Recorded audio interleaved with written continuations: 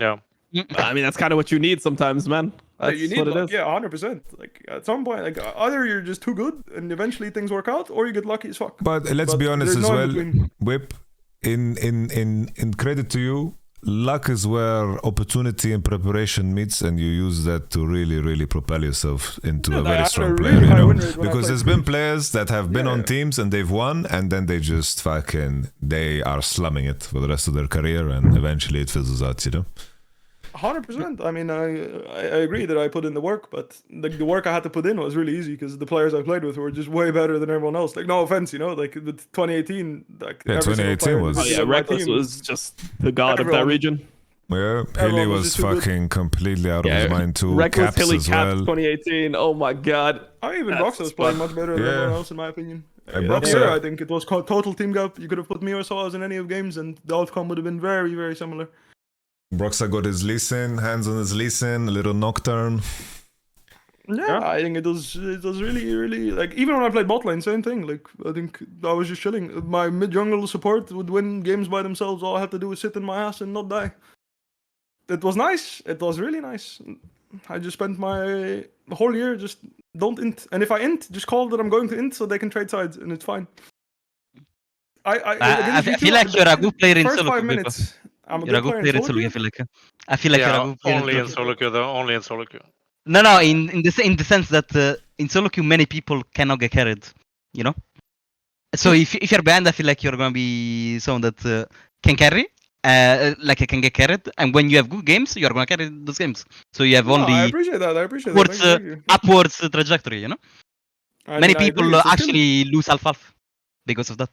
No, I know there's a lot of players that can't handle it, but I love it, man. It puts the biggest smile on my face when I get carried. Like when I'm like 0-3 and I go dove 3 times, but my bot side is just winning. I'm just like, dude, I love it, you know. I hope they come again next game. Like when I get played against you guys and your Nexus exploded, I'm like, I hope they gank me again.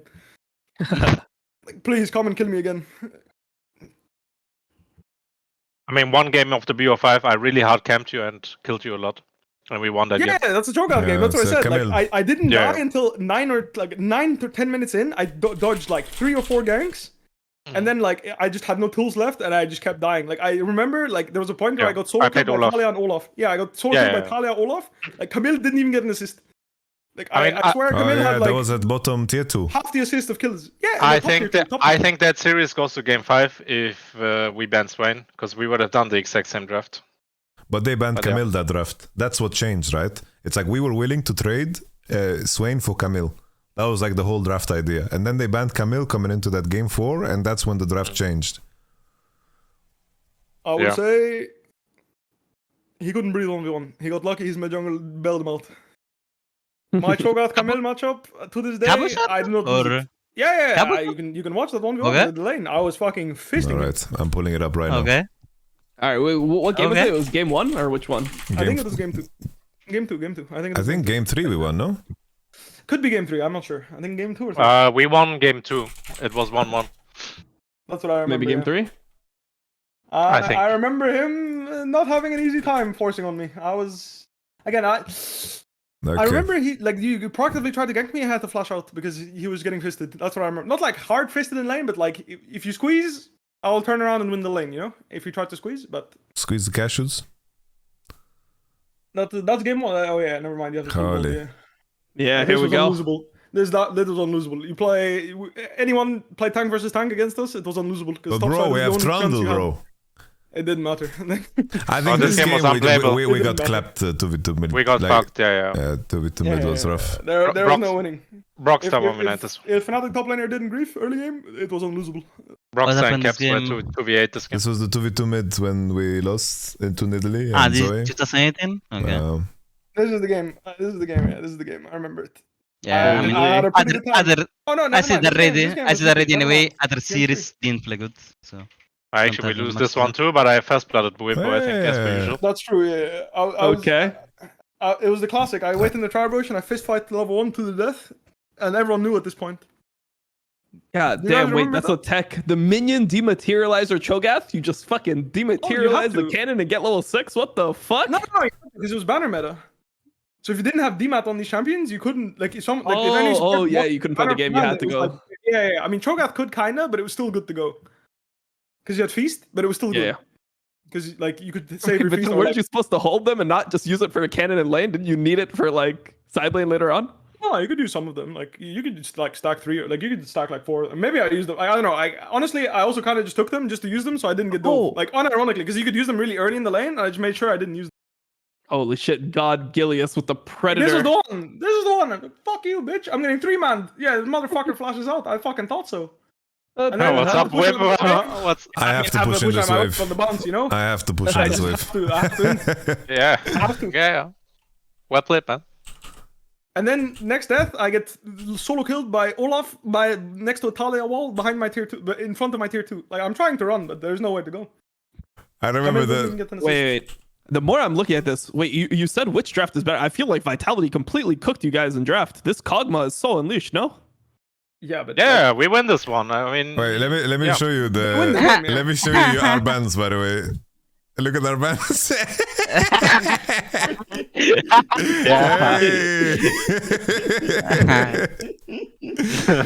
Force reckless on Ezreal. This was the series where you guys banned 580 carries, no? I'm pretty sure. Game 5. That's the one. Game 4, no? Game 4, yeah, you didn't make. Oh yeah, going game 4. Sorry, yeah, the last game I meant. But yeah, next death I get so actually I didn't cook him as hard as I thought 1v1. I was just surviving 1v3. And this next death, literally, he didn't even get an assist to Camille. He was just hitting my top tier 1, and like, Olaf is solo killing me. Legit, Olaf. So look, no one has an assist. Nice. Olaf is balanced. No one has an assist. I get solo killed by Holy Olaf. shit! I would have broke my hand too watching this shit.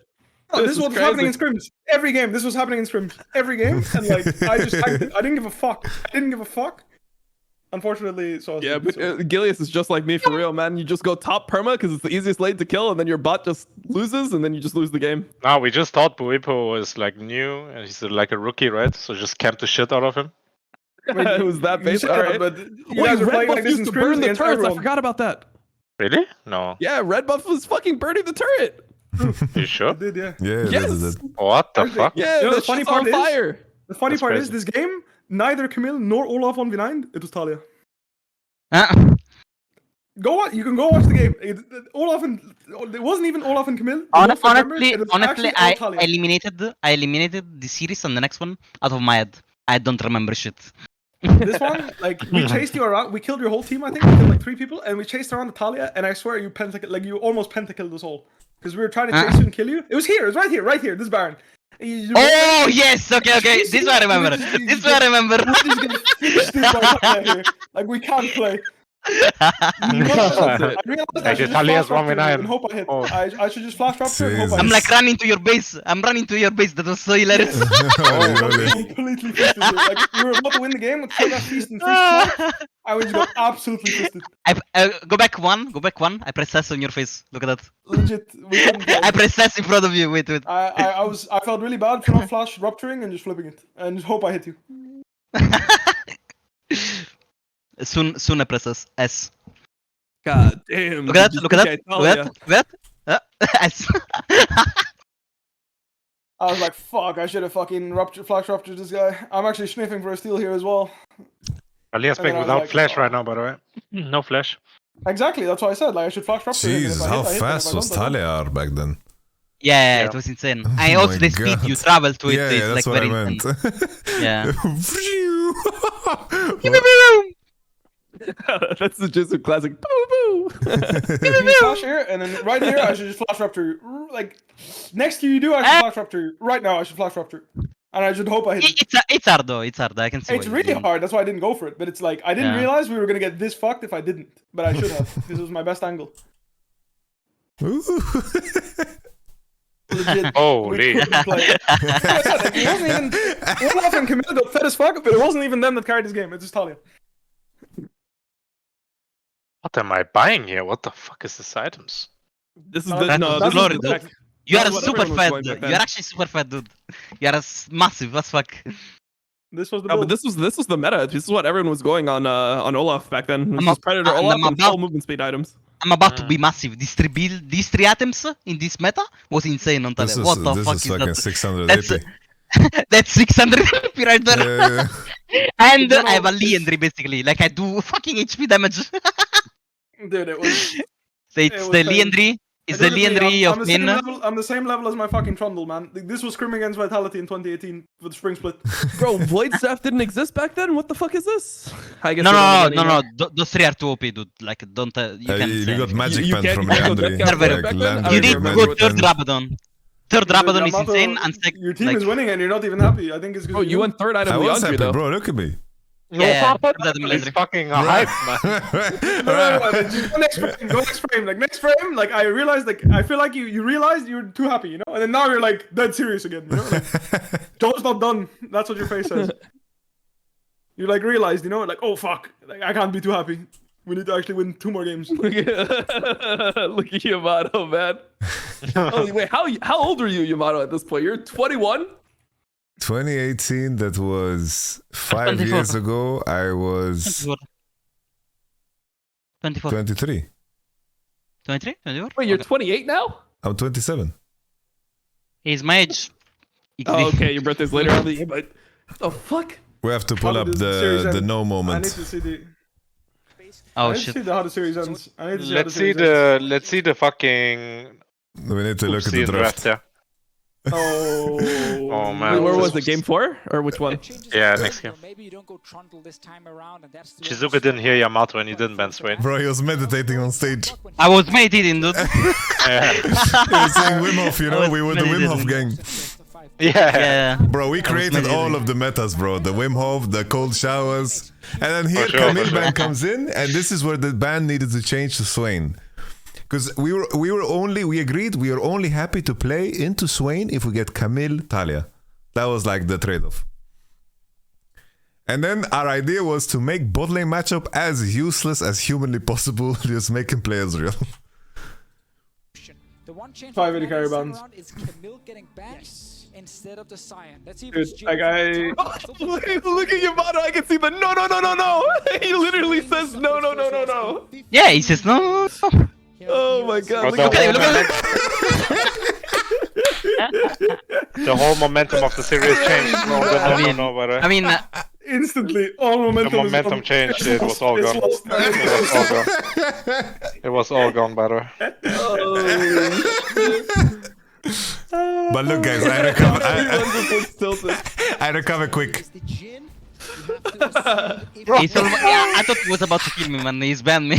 Oh, Yamato was so triggered, by the way. Yamato was Oh triggered, shit! though. I look at him. I thought he was about to Holy kill me, but it's okay. dude. Hey, but it's okay with a knife in his hand. I don't know. Wait. I remember before Swain ban, like before Swain is open, I can literally see it in my eyes. Like I'm just sitting there like, Oh, don't die, Jesus. just don't grief, just don't grief, just don't grief, just don't grief, just don't grief.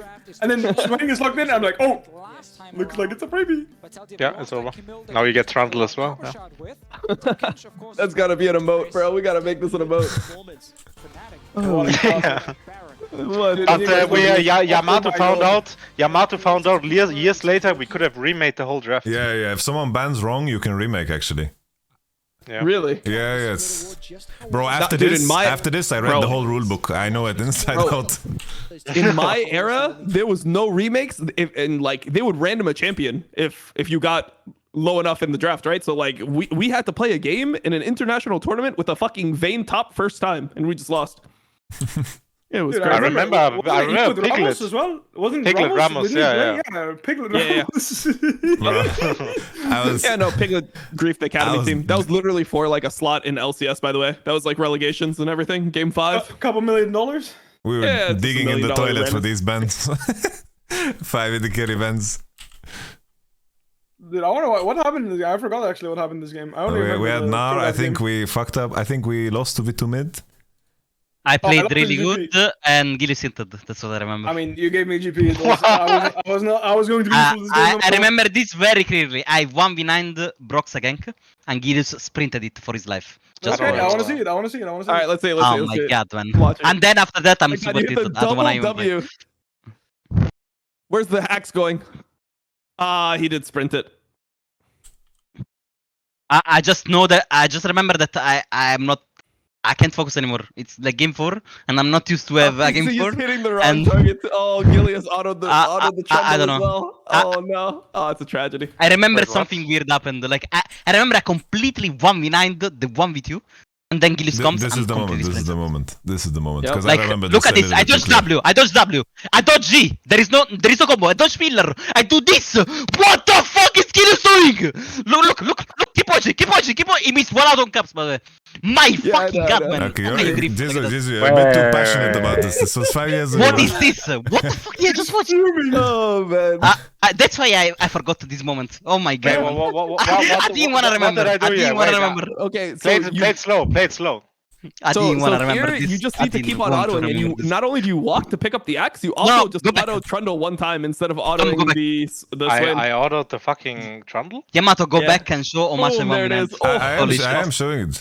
Like, I dodged everything. By the way, this combo is all about Oh eating the yeah, I lead, missed one auto. and then yeah. I'm done. I'm GG. But I dodged everything. But that's all. That's the only misplay I did. I just missed 1 auto on caps. That's it. And, that's you threw your lost Q. it. You shouldn't throw your Q. You shouldn't throw your Q. You should keep running at him Well, because he has the pressure to flash your axe. You know, you have all the pressure there. I should keep my Yeah. Q.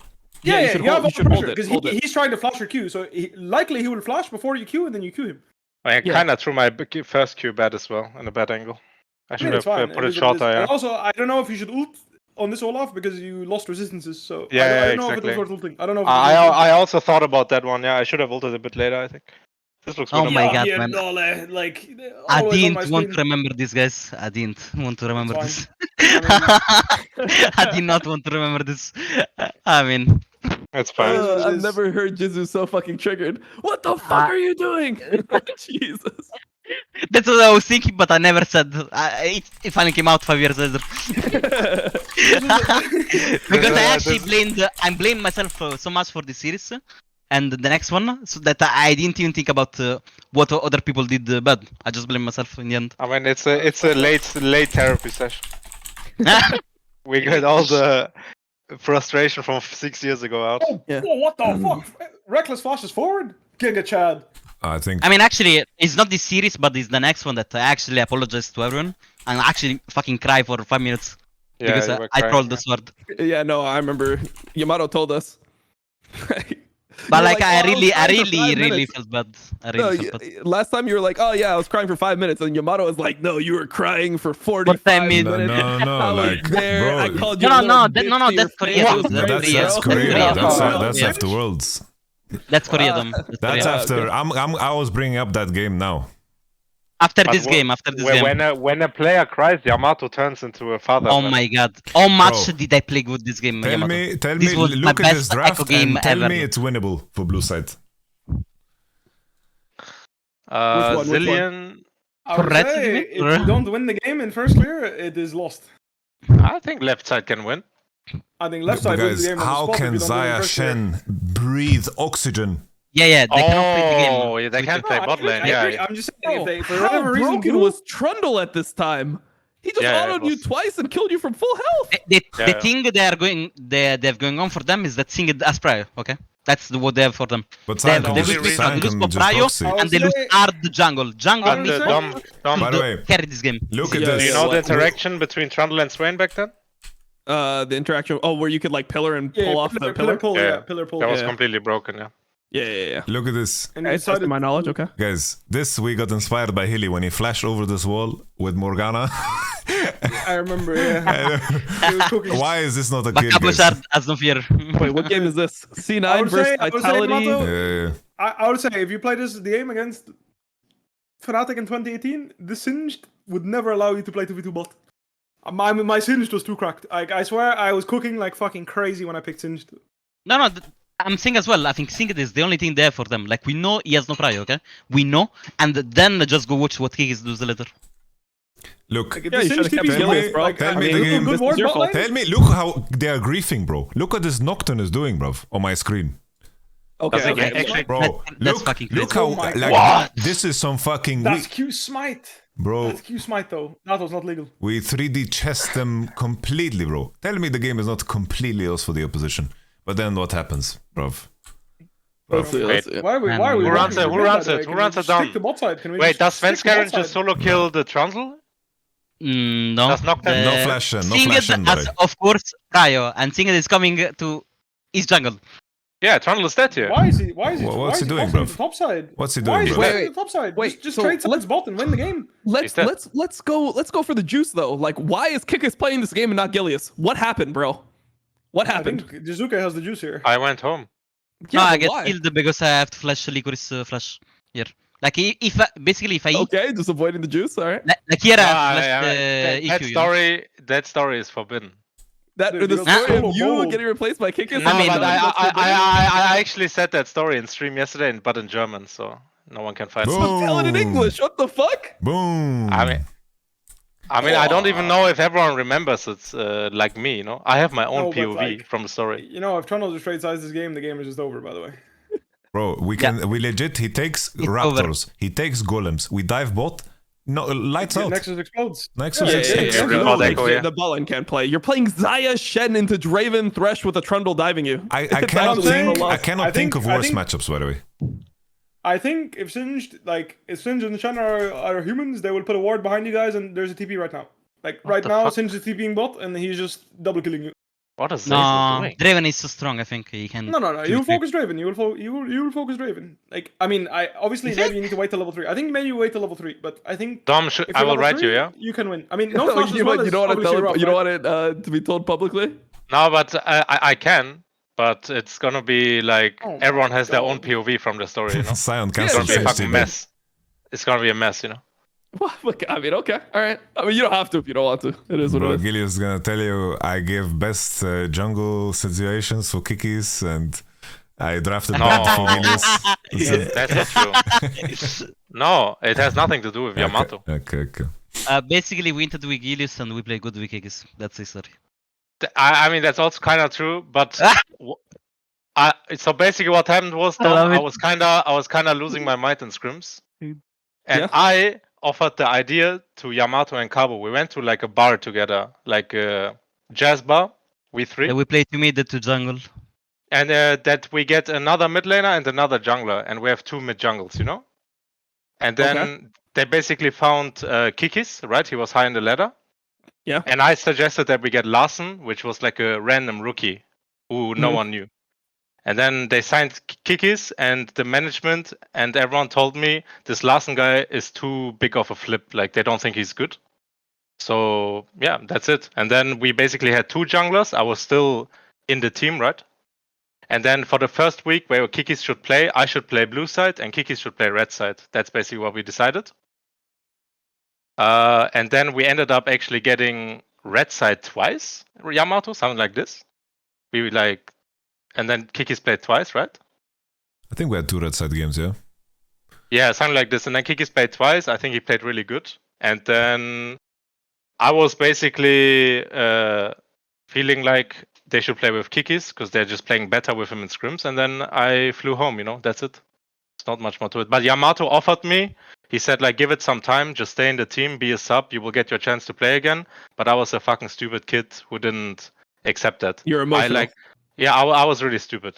It's too much pride, you know? And then I could have easily been sub at Worlds and maybe gotten to play a game or something, you know? But yeah, I just messed it up.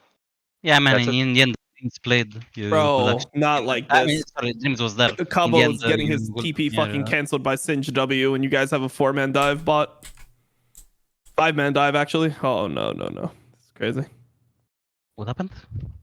Nah, I'm just watching the game that you guys were watching. Mm. You just got gooed. Damn, bro. Feels bad. Did you know Singe W has been bugged since literally since they reworked it to ground? It's supposed to cancel recalls. It never did up until this patch now. Holy shit. Now he's even more cancer. Can you imagine? Shit. God Singe damn. champ is unbelievably broken. It's actually disgusting how broken this champion is. Yeah. It's actually. Nah, illegal I if this believe champ it, is bro. not, I like- lose to every single fucking Singe player. I can't, You it can't can't be tell me balanced. you can't tell me that Singed can't lane against Cassante to the point of like you can't be useful even if you go 0-20. Like I swear, like you put grounding effect underneath Cassante when he presses R and he's actually just a sitting duck. Yeah. What is Cabo doing He's here? Singe champ. He's proxying the proxyer. No, Cabo just entered the whole game. Yeah, I just looked at that part. He was just.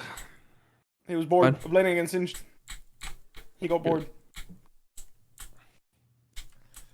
Well, boys, I've got to go, but there I was gotta go as there was well. some good juice today in the nutsack.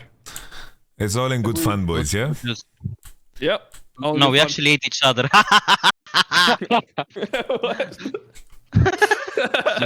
Joke. I'll see you guys tomorrow. Cheers, bro. What? Peace, peace, peace. Peace. Draven is up a full Yo. item and you still lost? That's painful, man. No, just watch the entire game. Actually, I played so fucking good. As well. What? Oh, you're playing Echo. Oh, I remember. The classic. Dude, this game, I did like at least 3 insane plays. Oh my god, man. That's why I felt so Wait, bad. isn't Actually, after the game. isn't this the game that you guys like almost win the game and backdooring with Echo? Is am I going crazy or is that the No, game you actually won by that's backdooring? JunJia. That's JunJia. Ah, okay. Yeah, we won that one. I don't remember this game very well. I didn't really care about it too much, I think. I have like 3 really Honestly, good plays that I'm the fact that you craziest guys, person the fact that ever. the fact that the draft at the 2018 Worlds game is Sion, Echo, Zillion, and Singe just shows that you guys were not very good at the meta. Some of the most broken solo laners that we had ever our graced thing. the game. We just had our Like, thing. Yeah, exactly. Like that's what I mean. Like some of the most broken solo laners to ever grace the game were meta in this patch. Like legit, it was crazy. But we had no one knew. Urgot, No one knew. Like do you towards mean? Everyone was No, playing Urgot, no. They Aatrox. knew after. Like legit after 1 week, everyone was playing the Irelias, Aatrox and stuff. Like Really? no one I at the mean, at the start, I knew. Scrim as well. Only the Asians knew. Only the Asians knew in Scrims, Really? and I then mean- after everyone like picked it up. I played Urgot and Aatrox exclusively this whole bootcamp. Like No, that's the only 2 champs I ever picked. We played Urgot, but it was permaban, but Aatrox we didn't play because we were like during this world we struggled with Kikis to actually play for top side and like actually be able to play like Aatrox Irelia matchups. So we ended up playing only Sion and Urgot because they could play in isolation. But all the other matchups we didn't play top because well, like, No, they were like no prior matchups as well. That's why we didn't play. yeah. It's like we Like, as a Akali, Irelia team, mid. we got to a point where we did best when Cabo could play in isolation and then he could like just push a wave, group into mid, and then we played the game. Like that's how we changed and transformed Communities. I respect that. I think like our game against the second game against RNG is probably like the best example of that. Uzi is probably the least gankable player on the planet, by the way. Oh my god, man, we throw everything at him. What the fuck happened there? Dude, he I'm broke giving the up tournament, man. everything. Like, he mentally broke, I think. Then G2 did the same thing, and it eventually worked. Bro, look what we're I doing. did the big mistake of going clans against Oh Lissandra. my god. We're It's a big throwing mistake. all of the juice.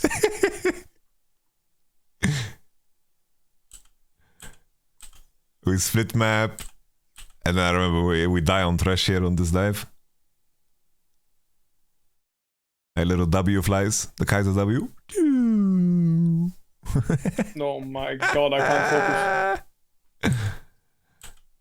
And then we're going what again? Water walking, crafting potion. Dude, honestly, the fucking this was the Vitality special. Like this is what I remember Vitality doing. Just this fucking SKT Rise cringe ass skin running through side lane to dive. SKT Rise, dude. Legit, no matter what, this cringe ass Rise skin. But shows I'm up actually and not just playing TWs. water walking. I'm actually not playing what it's illegal. Like it's bugged from 2018. The mana bug. Shit. Yeah, I'm playing Scorch every game because I don't They want to go fixed get it, no? respawn. Like they finally fixed it. No? Yeah, No, they- look- now, look now at- they look at fixed my- it. Now look they at my fixed it. Yeah, Look at- you look don't at my have it, feet. yeah. I'm not Yeah, walking you don't fast. have it. Look, Like- by the way, look, Sion bases. We're going 5-man bot now. That's crazy, actually. Holy shit. Here we go again. But they know. They just You're know. standing on a ward, man. You're standing on a fucking ward. So fucking Man. committed. I would be so triggered. I mean, honestly, no, I wouldn't be. This year, I wouldn't have given a fuck. I The didn't fact know that you about guys win this value, ga- about the fact that you links, guys win about this game is just too disgusting, by the way. Honestly, but like nothing happened, by the way. Nothing happened. Oh, nothing happened till 50 minutes. We won a team fight and then GG. Actually, bro. I do Like some. we lane swap and Draven gets like 3k gold from killing Ornn in the turret. Yeah. Also, yeah. And then it's like Draven is walking on the mid wave. He has like rapid fire and like 3 items. He autos like Kaiser one time Honestly- and she loses 700 HP. I would say you guys managing to kill Let Me this year, it was impressive. Killing Let Me on Ornn before 15 minutes was an actual accomplishment. Hard. It It's very legit- hard. You unlocked an achievement. I heard the This stories. guy I heard the stories was of Fnatic unkillable. screaming RNG. You guys were lane swapping and shit because bot lane was unplayable. Oh yeah, it was not pretty. It was not pretty. Like, That was RNG not was a pretty. scary ass team coming into this tournament. Like they beat IG in the finals. They're like poised to just completely annihilate, and luckily, Go I until don't the know. Drake fight, Yamato. Go to the Drake fight. well, I just Or wanted like I just the- want to see the gold that we get from Let Me. Okay. Or sorry, the bot side the jungle fight. 695.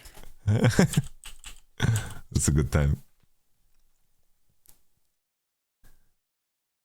Let's see. Because this was also really, really like important. This is the only Sion ult that ever hit Uzi in his career, I think. Oh, I hit one cross map. I hit one cross map in MSI. I hit one cross map on his KG. Ah, no. I remember it to this day. I pride no, myself on if that you do it against Uzi, you feel good. it has to be said. He burns. Does he burn? No, he doesn't. Man, look at that again. That's crazy. No, what He the even fuck? does the recall. He even does Go the back. recall because he thinks Look he's at dead. me. I'm going forward. Man, why doesn't he die? Oh my If we God. squeezed in a little auto, it would No, have no, but I was calculating WQ is dead no matter what. I don't have to auto. But oh my God, man, that's crazy. Uzi just knew. Cup. Up. Cop. He's grateful to be alive. Really. I agree. Thank you, Let Me. I'll tell you right now, when I played the 1v1 tournament, like I played against the Shy and I played against Uzi, and this guy, when I played against Uzi, I could tell this guy was a different breed. This guy, he was I remember not like other watching, yeah. players. This I remember guy watching. was too fucking good. Yeah. Like when it comes to AD carry mechanics, there are very few players that punish you when you like step out of a bush and like inside of a bush. Like I swear, this guy hit me every time. He was really Yeah. good. Not every time. I actually watched it back recently, and he didn't hit me every time, but he hit me way more often than most players would. He was really fucking good. This guy, his mechanics are insane. I have a lot of respect for Uzi. Trying to find the like at some point, fucking Draven just autos Kaiser one time for 700, and I think Uzi like face palms. Probably after you get IE, no? I don't think he can do it right now.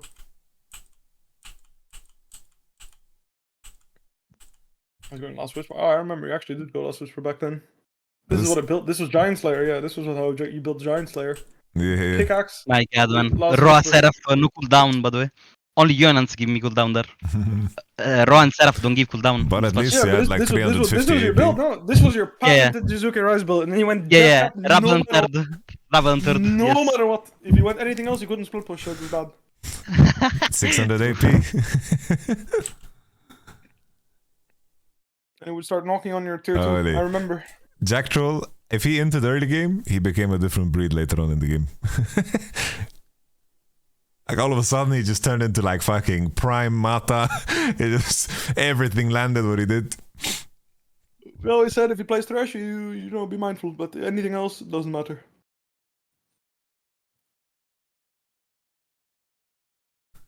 I think Jack I mean, Troll. you know when the homies take the Rise ult, that you're in a good spot, you know? For That's when sure. you know, when the homies, everyone takes the Rise ult, mentally everyone's there. Yeah. Honestly, our Nash was fucking good, honestly. Classic. Old Frozen Oh Heart. shit. Actually, this also every game it happened. If we got Nash, we had to end. This happened in the Oh first my. C9 game too. Every time, man. Every There is time. like. Win the Since game, Europe, Nash. since Europe, it's a 0-10 tank and mid every time we play Rise. I love it, Ah, Shiba. man. That's actually insane. But at least we are so fucking strong. We don't need to give a shit. We have an insane team fight now, very soon. I think I take a quadra kill actually. Another one. Yeah, well, like. Now in comms, everyone, don't in, group mid. I think this is where Jack Classic. Troll completely like hooks Lee when he's trying to like hook ward dash. Like My movement catches him here in the and air. Jack was insane here. Yeah, like Jack actually, me and was- Jack more of this fight, very hard. I think Jack just fucking. They wanna grabs the go me Lee. now? Like, They, look, look, they wanna go on me now, and he grabs Lee. He kicks me at the same time. I survived the wall engage. They use all the spells. And they're clean up. And they're clean up time. Early. Honestly, this team has such a fucking vibe. Oh man, the zoom in on Uzi. He's like, how the fuck did we lose this game? I tanked 17 ganks, didn't die. In fact, like they were losing bot side with 17 ganks. Like legit, he had more kills than he had more gold than Draven. The majority of the game. Oh man. I remember one time we were like 1 hour late to scrims because we couldn't cross the road because there was like some anti-abortion protest happening outside of Starbucks. We entered Starbucks, we're standing there with ambition, then we go outside and we just couldn't cross the street. It was impossible. What a mess. Oh, really. What a good time. Really. What was your favorite juicer from this world's whip? Was your Victor game against C9? Nah, like I said, it was when I played Urgot against Fiora, the Shy. Group stage game 2. And it wasn't even because it was a good game, it was because Youngbuck.Worlds was like, look, I don't trust you to play the big game, so I'll play SOAS. But we lost against IG game 1. And it didn't look like we were going to win unless like something good happened. And we agreed that a Sion draft wasn't going to win us the game. Because basically every single champion except for Sion. So the tiebreaker, yeah? I had better win rate. It was tiebreaker, yes. Aye. Every single, because I played against Duke this game and I just farmed the Thorn, it was fine. But basically, this was the game where like we weren't like my coaching staff wasn't sure if they should play me.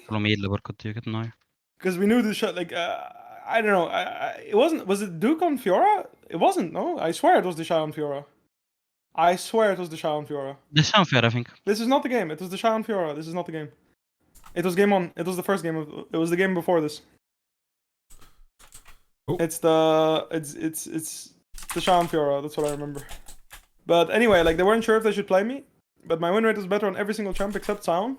So like every other top lane champ that we played, I had better results. Except for Sion, and the results were like really bad for me playing Sion, and that was a champion that we wanted to play.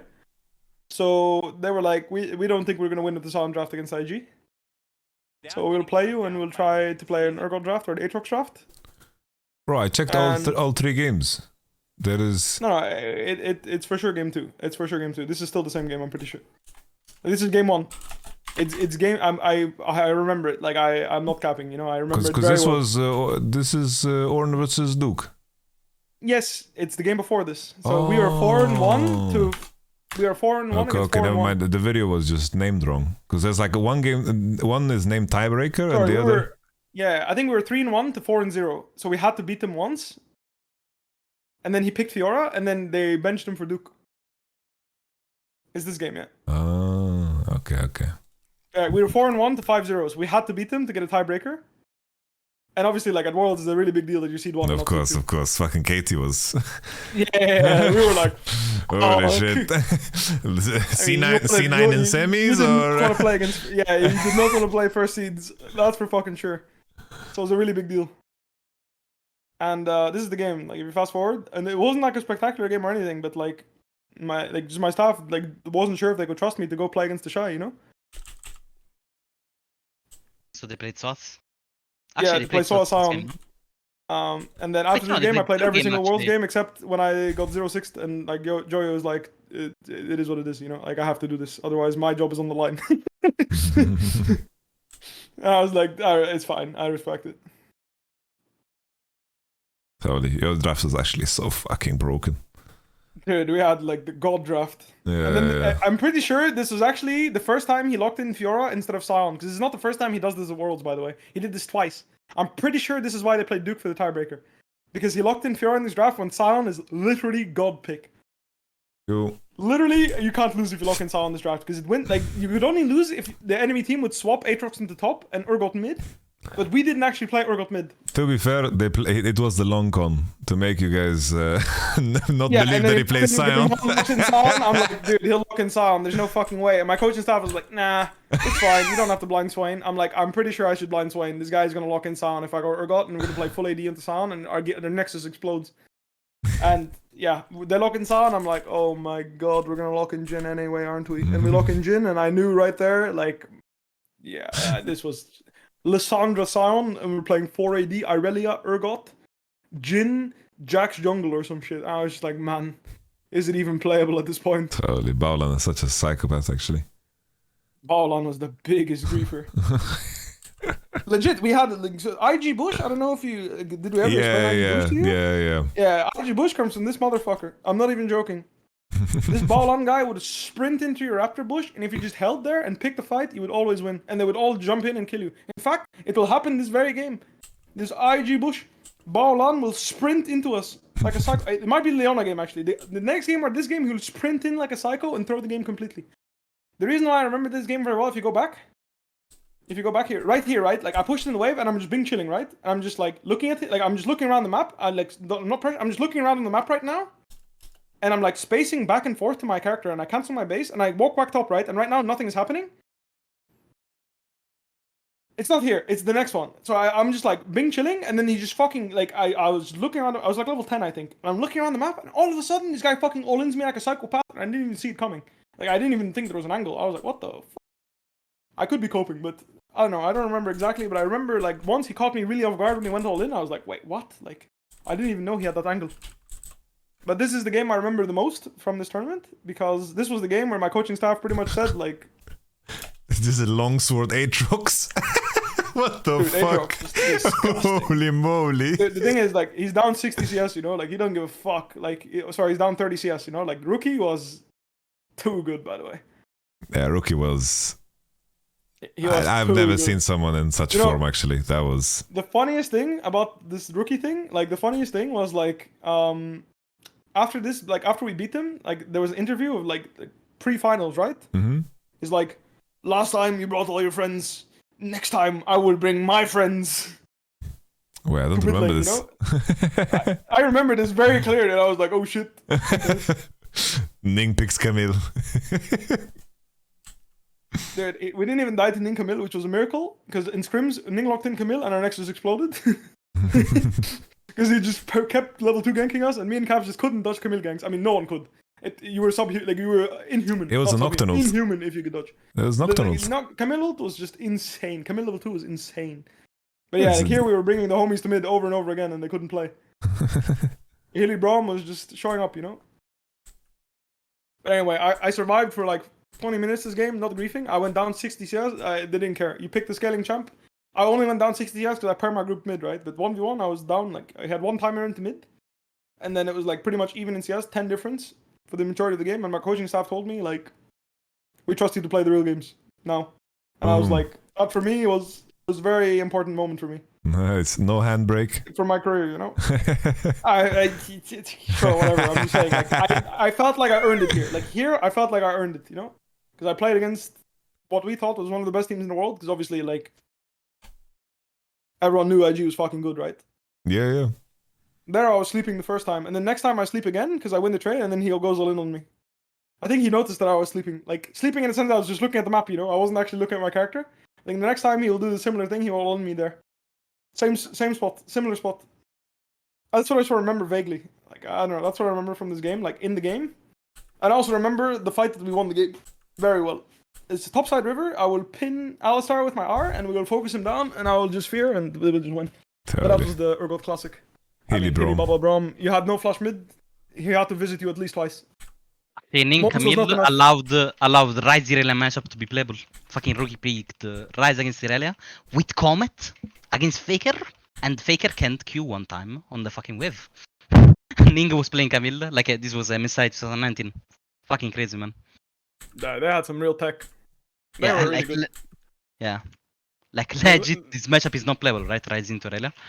Is this the one where he allowed he's hiding in the Drake pit?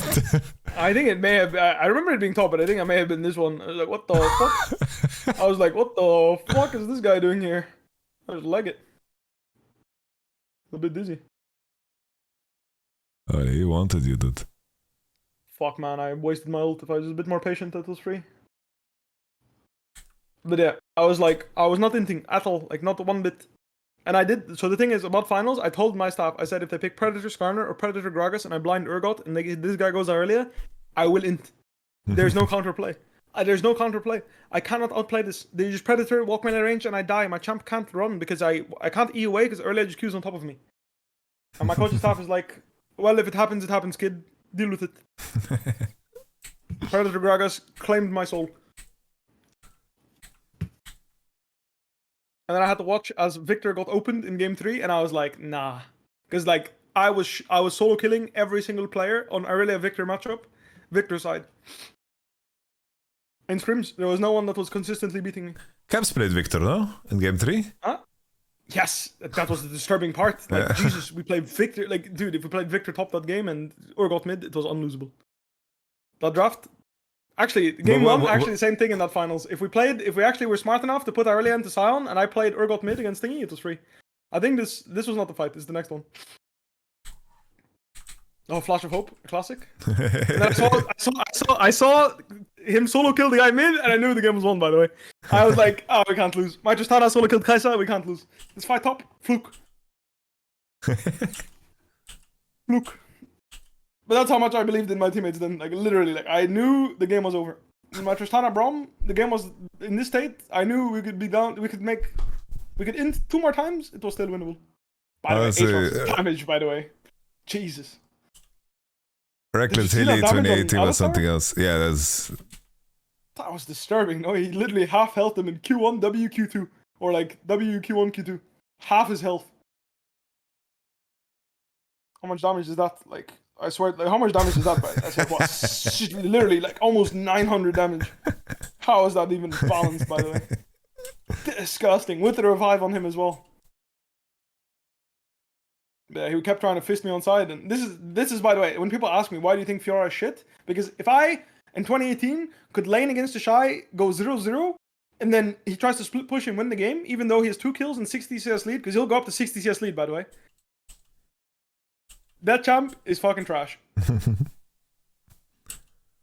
Just saying, because that guy was a little bit better at the game than me. But like the only outlier in terms of like Fiora play that I've seen is like, I don't know if you watched the RNG games at I guess it was Worlds last year, even during play-ins when they played Fiora. I think that was like Ale, or who is it? It was Breathe Fiora. Breathe? Okay. I think Ale is the one that I remember being like. But that was more like specific. It was this fight. It's like their rule was whenever Fiora crossed like closer to the tier 2 on bot, they just started hitting Nash. Just to mask the Fiora. Makes sense, yeah. They just started hitting Nash, no matter what. And then they just pulled away, and then Fiora was hitting. Makes sense, yeah. There will be a fight. I will cross on the top side very soon, and we'll fight and win the game. It will be very soon. Because I'm like, guys, I'm starting to bleed, you know? Like, my Urgots is starting to bleed. The tower is cracking. So I literally just make the marathon. Look at me. I'm like, guys, after that queue, I was like, yeah, I don't know how long I can wait here. And I just cross, and I tell my team, it's time, you know, let's 5v5. I need to relieve myself, like, I can't play. This guy is starting to crack me. It's 25 minutes, by the way. Fiora takes 25, and I could have held him for another 3 minutes at tier 2, but I said, now is the time. I waddled over the Nash, I eat him up, I fear this fucker, and I know the game's over. Bye. And this right here was my proudest moment of this Worlds, because I managed to make it alive to 25 minutes without losing the game solo against the Shy. That's good shit, man. It's such a hurdle, you know? It was the same for us. Like when we beat RNG, it makes you rethink everything, you know? Because there's like a certain level of fear. I thought it was unwinnable against RNG. You remember, no? Yeah, After the first game. No, I could I looked at Yamato in the eyes. I looked at Yamato in the eyes and said, Yamato, is it winnable? It's like, they were immortal. I don't know, I tried everything. I listened to comms and I could feel everyone. Like, I could feel no one believed that we could win in that game, the first game. And Yamato said, it's winnable. Just trust me, it's winnable. And it's like, he said I frame, and like basically the whole review, I'm like, imagine if this shit didn't happen. Then we do this, the game is winnable. Imagine if this shit doesn't happen. The game is fucking winnable. These 3 mistakes, if we didn't do them, we win the game. And then I see everyone's like, oh, okay. Okay. I love you. I man. fucking love you. That was a good time. I love you. Oh my god.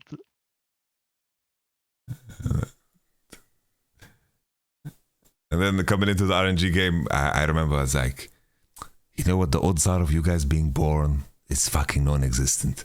The odds of us playing League of I remember Legends that one. and coming together and fucking being the same team in this moment, this fucking odds are In the same non-existent. room, you In know this the odds fucking of that. same room, breathing the same fucking air. You know the odds of this fucking happening? It's fucking non-existent. You're gonna fucking tell me some fucking odds that RNG is gonna have some high percentage than us to win. We're gonna give a shit about this. And then I see them, they open Draven. I'm like, ooh. No. Yeah. What did they do? Rise, Rise open, oh. Draven open. Oh shit. Draven Rise. Oh, man, that's so Draven funny. Rise Zion. We had all our champs. Actually, we have Thresh as well, no? I'm Yeah. just saying. Yes, yes. We had all our champs. What did we have jungle? It What seems was For the the out. people jungle? watching, I mean, I don't know. That world. We missed it was Randall, the I think. it was until this. I feel like this DRX one was more crazy, but that's only because of DRX. I feel like this world, like everything went to shit. Like, sorry, but G2 had no right beating RNG. You guys had no right beating them either.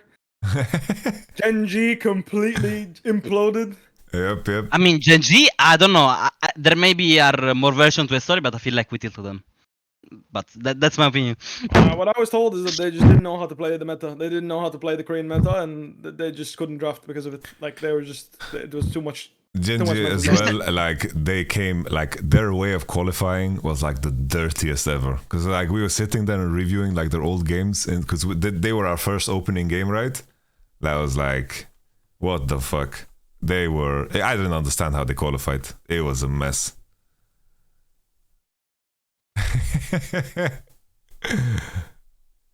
Bwipo has the biggest gravitas. Wait, what's happening? I don't know. I didn't know what to do. I was busy. Because the thing is because there was a tiebreaker. There's a rule that we're not supposed to shake their hand because we're gonna play tiebreaker against them or something like that. Oh. And I didn't realize because it was like natural to go and shake their hand, right? Yeah. But it's because we were told that we were gonna play one more game. Nice. Yeah, also like Africa getting 3-0'd by C9. Like there was a lot of funky shit happening at this Worlds.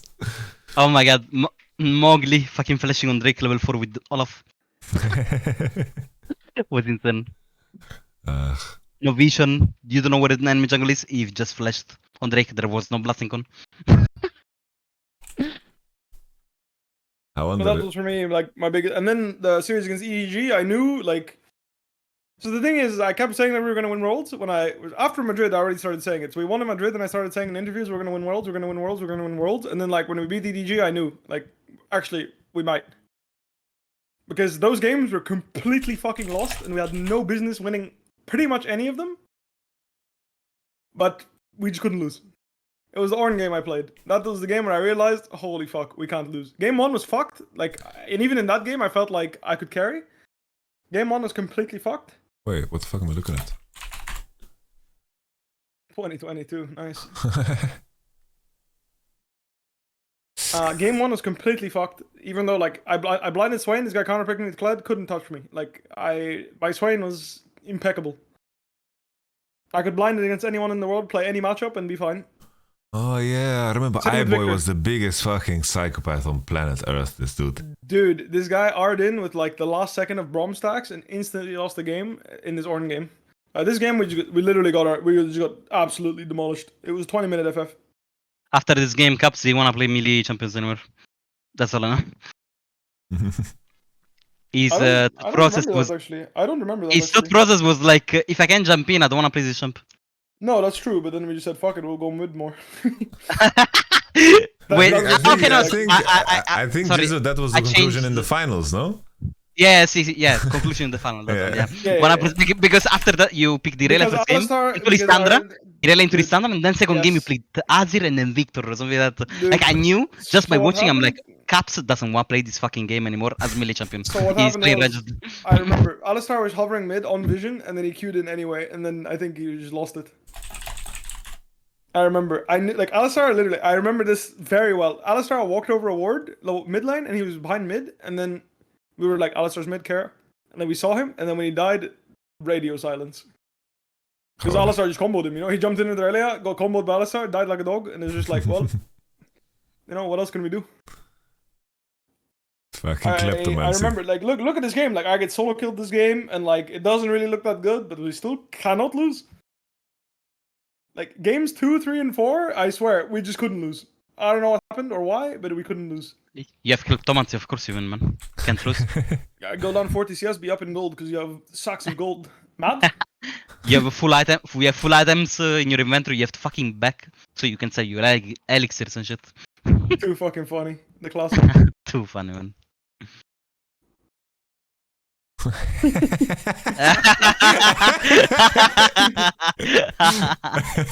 Best emote, actually. Fucking put it. I thought it was too fucking funny. Oh my god. Oh shit. Like. But actually, you know, I played that good on Talia, that game, because I felt so bad. I had to fucking make it worth it. I fucked up the ban. I have to 1v9, but then that happened. Like, I was like, oh my god, I was playing so good, and then Gilles did that. I'm like, fuck, man. Now Yamato will kill me. Now Yamato will kill me. The classic. I TP back top. My enemy Shen ults bot, and like as a real fucking top laner, I just TP back top and I tell my team deal with it. Best I can do is deny this guy 2 waves. Suck it up. But it takes real confidence to TP bot there, right? I'm just saying. I used to it takes real confidence. always keep the sack in the pack. You Just never, to trigger your opponent? Yes. Just to trigger your opponent? Yes. I respect that, I respect that, I respect that. 100%.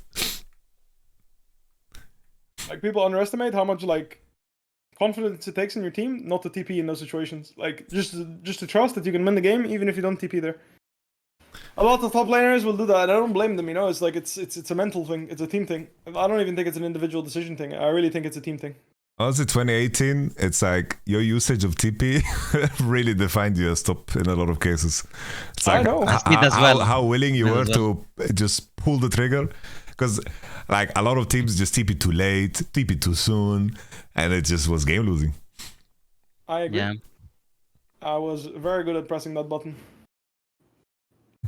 I got solo killed this game, by the way. I remember. Oh, what the fuck? You are full build, Bwipo. Almost full build and I and you get missed solo it. bullet. Shen was too broken. Like, unironically, this guy solo kills me. It takes a while. It's when he has mercs. Next base, he'll have mercs and then solo kills me. Jesus. Holy, Fnatic botlane is under siege. And Reckless is even Legit. CS somehow. It's crazy. Dude, it was unbelievable. Holy like, moly. He's like, it's fine. Don't let him bully you, It's son. Like, literally, Healy's like, it's fine. We signed up for this enemy as Shen, Galio, it's fine. Doesn't matter. Just make sure we catch the waves. And so the thing about scrims, so the funny thing about scrims is, if you pause here just so you can appreciate, okay? So what our scrims looked like was this, but back and forth, over and over again. Literally. Our scrims were first to dive bot lane wins the game. Over and over again. Yep. And like level 2, you would get dove bot. Like level 3, sorry, the first bot lane would get dove, and then the team that got dove stacked the slow push, and it was their job to go dive the enemy team. And if you didn't, you lost the game. And here he kills me because I fucking grief it. Like honestly, I don't know what the fuck I'm doing. Like I feel like I'm immortal or something. I think. But yeah, he just kind of Qs through me again and just kills me. I'm just dizzy. Bro, He my didn't even have mercs. I have Free like shoes and he just killed me. I have fucking To be fair, you have Shin and the second deck score. I thought maybe you win. I mean, next Q I win. Next Q I win. yeah. Well, for a second, I was like, in my brain was like, oh, he procced your first strike, and then I realized, never mind. It's just a little Sheen effect. Ooh. And then he TP'd mid and died, and I got an assist, and I was Oh. like, look at my face, look at my face. Not bad, you know, solid. I'll take that. I was pretty happy with that, you know. Like, It's okay, man. You soon have Iceberg Gauntlet and the third the deck game's score. over. Oh no. You 1v9. Actually, what was the build? Abyssal, Iceborne no? into what? Abyssal, yeah. Abyssal, yeah. This champ was the most broken champ in the game, top lane. Fucking Yeah. Q shield scaled with mana.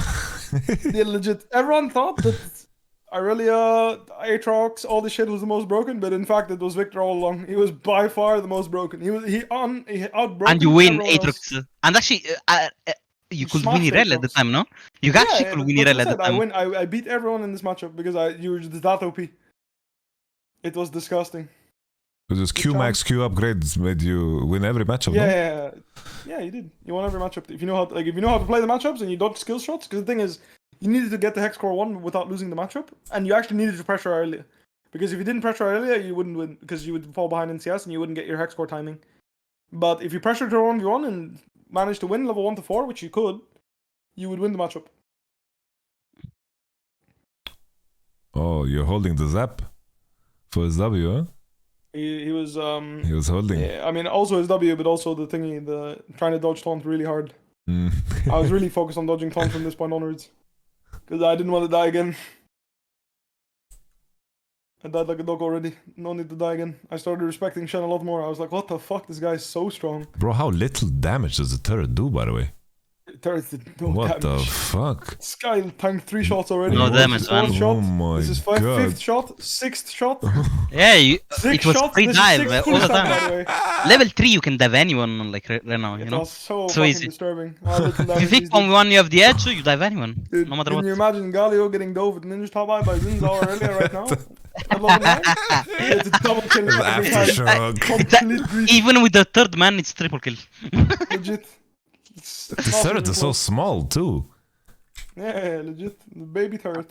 I mean, every patch they are doing like visual upgrades all the time. Like, well, right now they fucking improved the tab, but it's worse than Yeah. before. I don't know if you saw what happened, Bwipo. I have seen it. Yeah. But I like, missed the question I'm marks. so, Where's I'm my so, question I'm so marks? confused.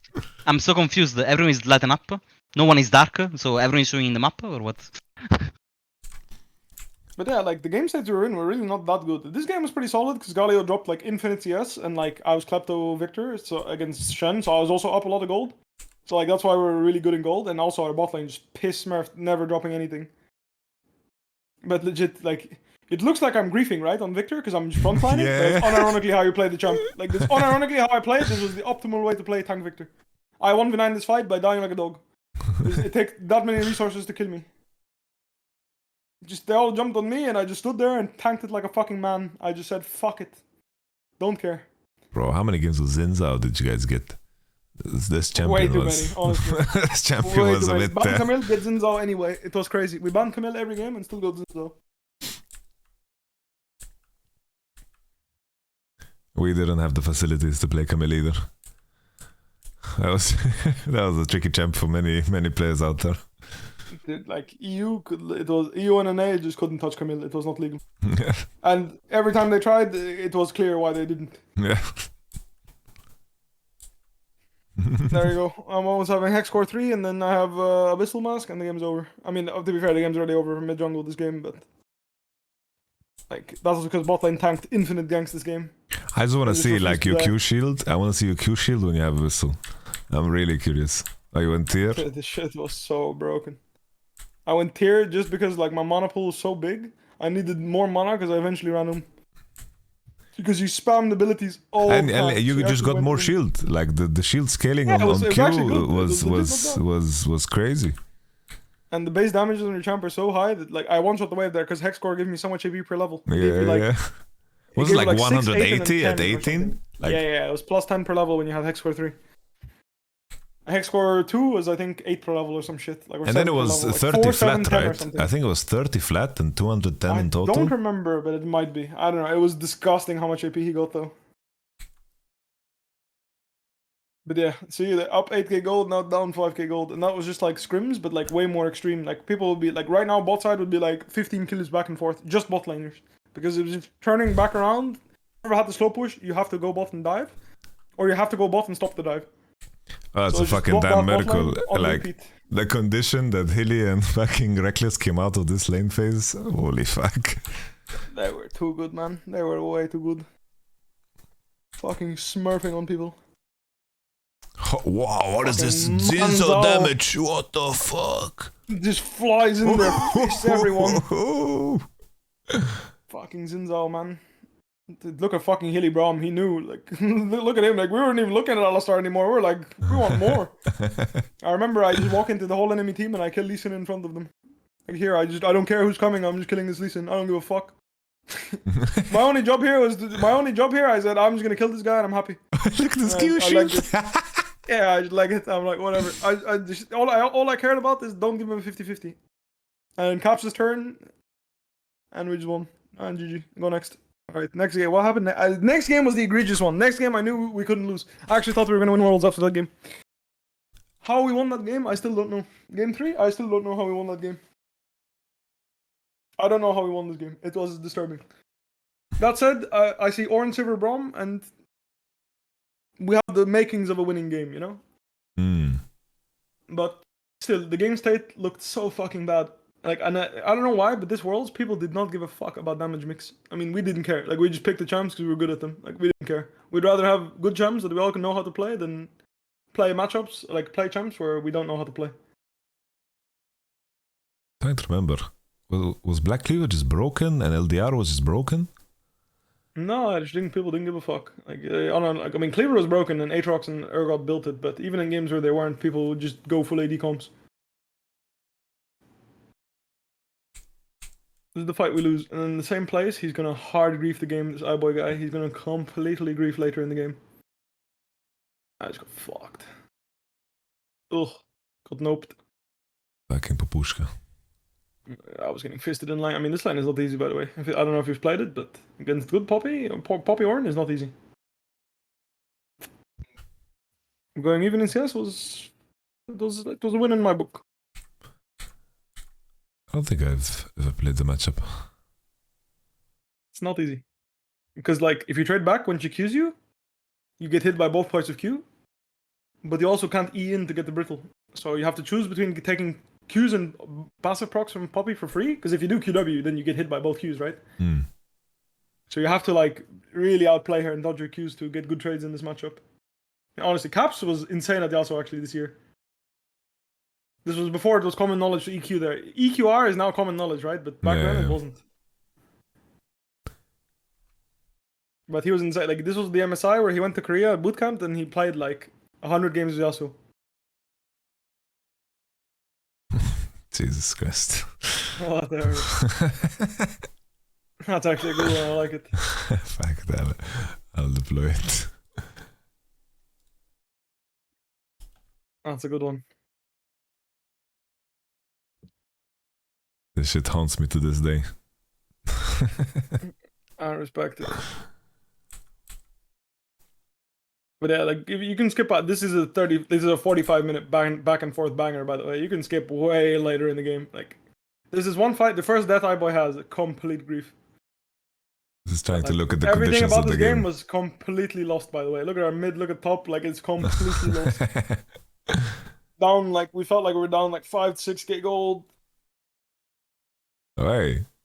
Randomly get, this was the one. Look here, look at this Kai'Sa. My god. Complete win trade. I mean, to be fair, props to Hilly for fucking smurfing this fight. Like, look at this fucking Braum. Look at this Braum, by the way. Holy 1v1ing the shit. fucking Camille jungle, looks up, exhausts the fucking Kai'Sa. Like, what a fucking Chad. Look at this Chad of a Braum. Absolute fucking Giga Chad. Boof.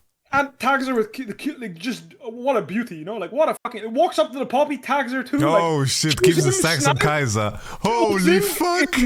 Holy, this Q, man. Like, anyone asked me, like, why Hilly Braum is just the fucking GOAT, like, just rewatch this fight. Like, this guy, Braum, is like, he's a literal fucking assassin. He's a fucking control mage, like, legit. Completely 1v9. A top laner, a fucking tank, he's everything at the same time. And we just one-shot him and he dies, and then we kill this guy, and then we get Nash and we win the game, and I'm just like, how the fuck did we win this game? Even after getting Nash, it was still a struggle, by the way. But, like, this Braum performance, like, how is that even legal? How can you be this good at Braum? To win whip? Or W give shield? The same every time. Yes, and Braum. Okay.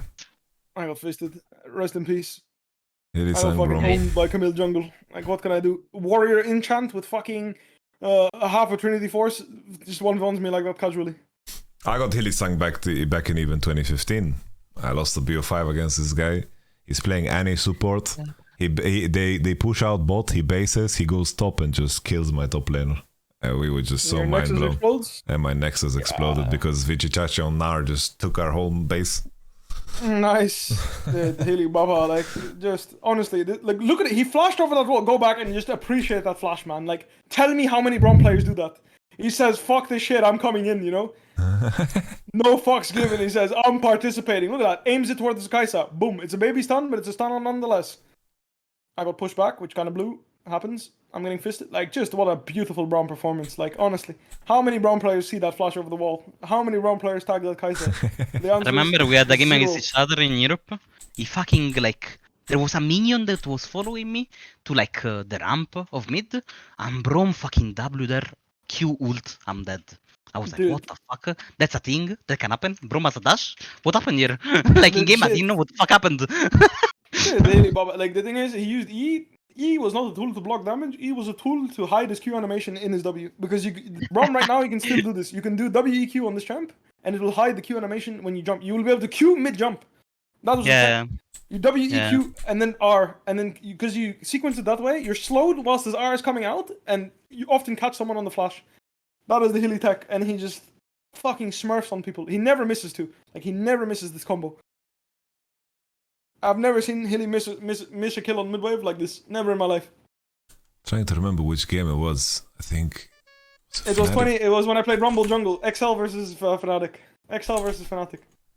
I was playing Rumble versus Volibear. It was, I think it was the first. It was the first game. Yeah, it might have been the second time, but it was versus Dan Volibear. That's why I think it was the first game. I remember because I was up 60 CS at 15.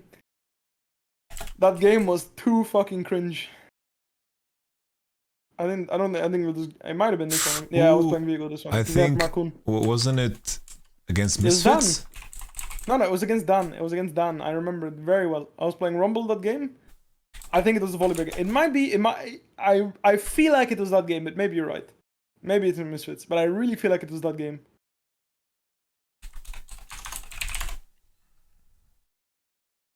Week 2, day 2. I really think it was this game, but I'm pretty sure. I was playing Rumble, and I remember I just equalized it over the top, and it was unplayable. And everyone was like, "This is why Hilly Braum is too good." Well, I left the game. Trust me, I nice. did not leave the game. It was Volibear that left the game. Do you remember this game? I started Raptors, and I walked up and smote his red buff in front of his eyes. Oh, Okay, I remember. Raptors, and I chased him around in the jungle, and I just fucking fisted him.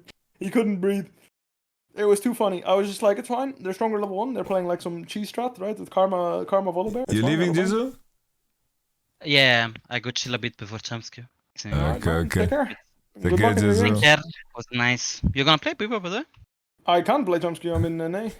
I just walked up and I What smoked the that fuck am I shit. saying? Okay, never mind. It's fine. Not a big. Actually, you never left an A then? I haven't yet. No. I've been here since I got here. Oh, okay. See you. I walked then. through mid and I got my XP mid because I knew I was Bye-bye. at level 3. Peace. See you, Jizu. I just farmed this whole fucking forest. There was a forest fire in Volibear's jungle, and I legit. Like, this is why I think I was considered good at jungling, by the way, because I didn't give a fuck. I legit, when I knew what I wanted, I came for it and I left. I took it and I left. Like, legit, I'm not even trying to kill them. I'm literally just trying to farm. Like, that's why I'm here. I'm just trying to kill these golems, and these fuckers are fucking with me. I don't want to fight. I just want to keep farming. I like that all the homies showed up. Niski had a little prior, had a good base, could have had TP advantage, but he showed up. He showed up. We sniffed, we were like, Volibear's topside no matter what. Let's look for a bot dive, It works. It doesn't. No, it sucks. We move on. Oh, I remember this game. This is where Hilly Braum ults into 5 people. That's what I told you. W's forward on the mid-wave and just fucking snaps to Ezreal's neck. I think there was like a situation where we're kiting back, on bot side, where Miski does like montage on Zoe. Oh, there's that one too. True. I'm gonna fast forward. Do you remember the time of the fight on mid? The fight on mid, I don't remember too much. It was like near the end. It was like we got Baron off the fight or some shit. It was like pretty. It was this one. No, it's not this one. Never mind. It's the one after this because you had no flash. Oh, completely griefed it. But like, all the homies are coming. I flashed and I griefed it. There's 4 fucking people next to me. 1 second later. I completely griefed it. And next mid wave, like the next mid wave when he has ult, this is when he does it. What the fuck did we just do? I don't fucking know, man. We were smoking some shit. But Hilly said, none of this shit no more.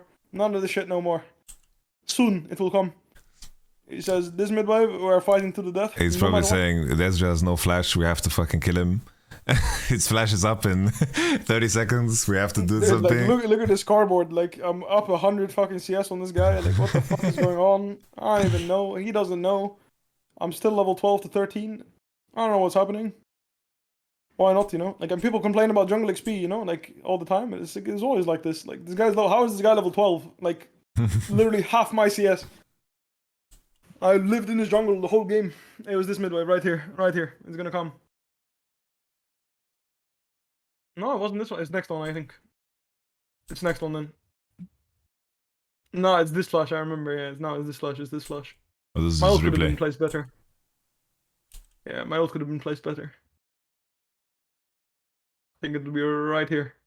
Or very close to it. Maybe next mid. I don't know. Yeah, I don't remember exactly. But I know we win the game off of it, basically. It's like It's like insta-win the game. Ezreal fucked up like E or something, and then he just snapped. No. That was the combo right there. No, he didn't fuck up E. He got caught by the Braum ult, even though he E'd. That's what I remember. That's the Braum combo right there. WQ. I mean, he missed it, but I did say he never misses. But Yeah. at least he missed it that time. He Look, did he's the looking for combo, it. Look right? at him. Look at him. He's looking for it. He's looking for it. You know, like right there, he was looking for it. He always does the WQ. He always likes to sniff for it.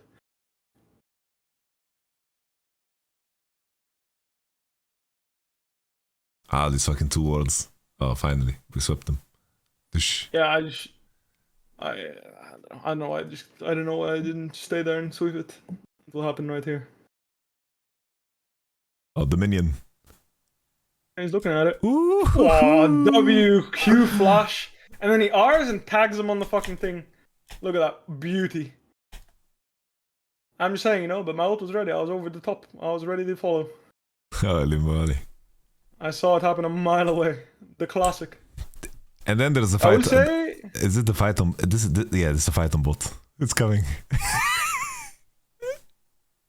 I will say one thing I learned playing with Hilly from 2018 as well, and just playing with him in my career was...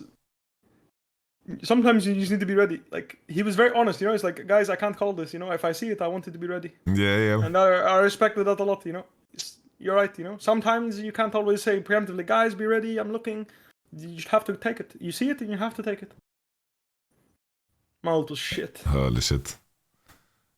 This is one of my favorite fights of all time, I think.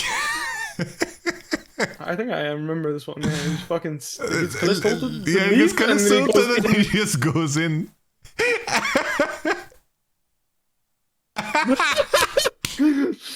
Fucking Giga Chad. Holy moly. Fucking Giga Chad. Unbelievable. Stop point. Like, he actually baits them into all dying, by the way. Isn't that beautiful? Actually, did they all die or did we all die? I don't know. I think we all die because Niski actually completely pops off here. If I remember correctly.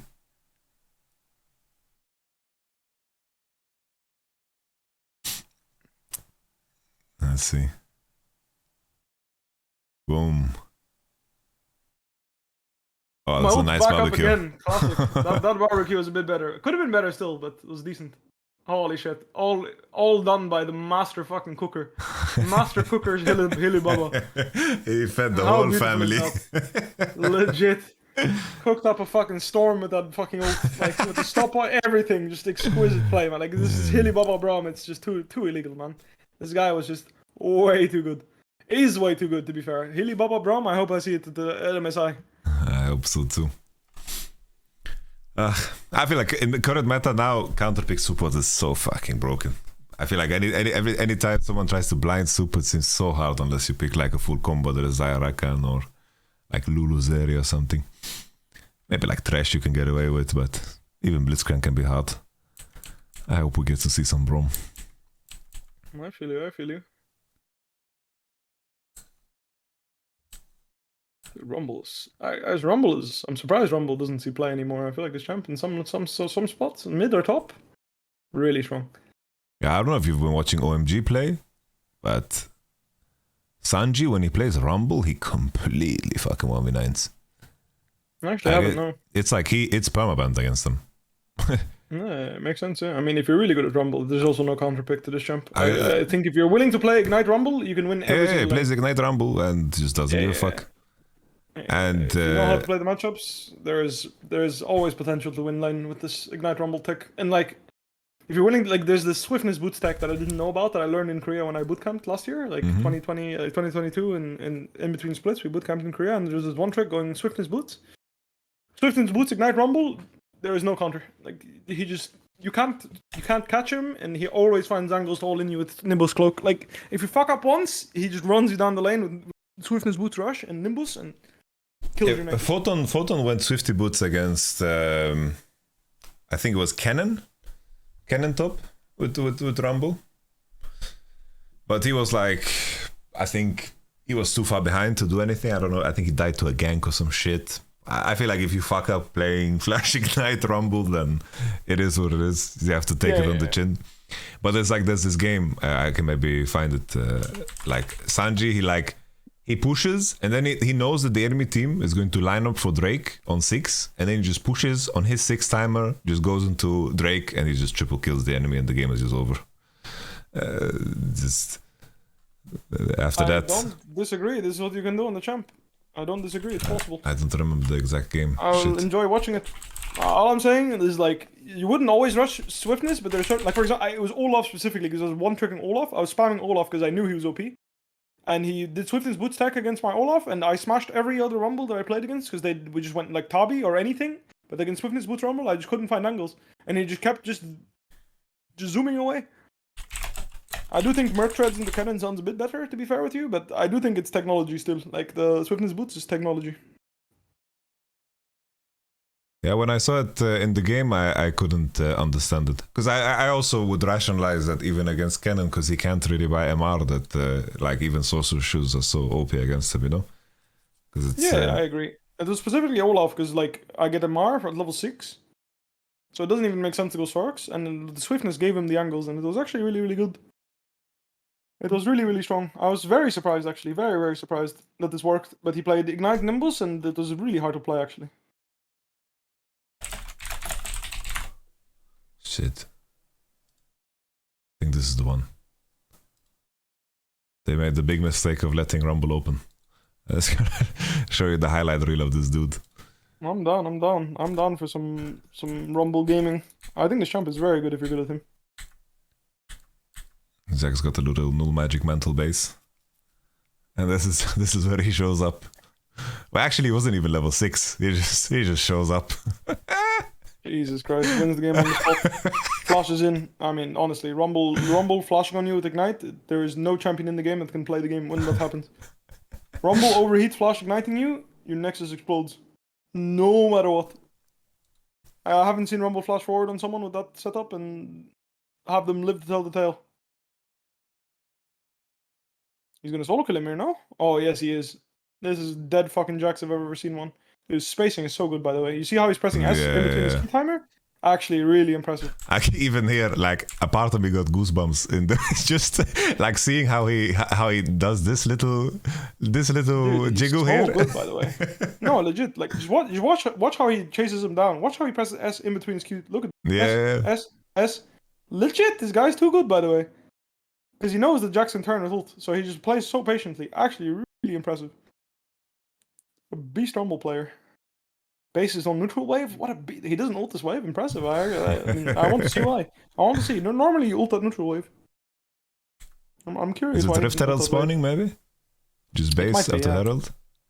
I'm not sure. His ult CD might be low enough as well. Replay. Good. Because he bases, but usually you would equalizer that wave and then base, right? He might as well, is the idea. Oh, he would probably maybe he thinks if he equalizes it, Jax will TP back. Maybe he'll TP back and freeze the wave, and that's worse than just leaving it neutral. That might be it, right? Yeah, that's the only thing I can see. Because if he can catch it and freeze it with Jax, then... that has nothing to do with it. It was way too early. No, OMG is such a fun team to watch. This is like, I will dominate this Halo team. But they are definitely convinced me this fucking year, these guys. What happened? Why didn't they make it? They just kind of ran out of gas. Like they were the type of team, like they were just playing melees and mids, and Shanji had like his juicer picks, but then like eventually people had like the right bans against them, and like they basically like they were like 5k gold behind in some games, 6k gold behind, and they just found ways to like fucking win fights, you know. like in miraculous ways. It was like almost something that you could bet on. Like, they were 10k gold behind. If they had the right champions, they would eventually just win a fight.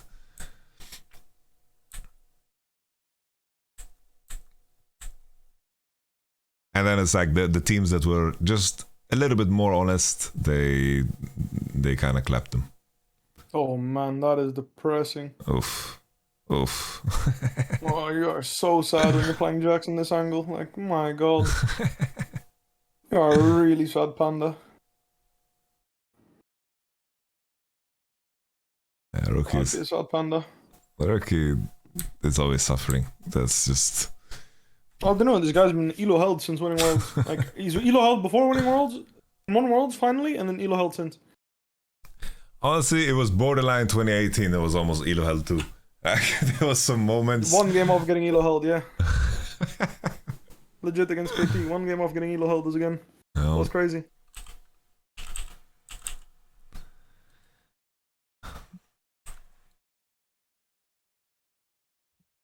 PP God is like LPL Hilly as well.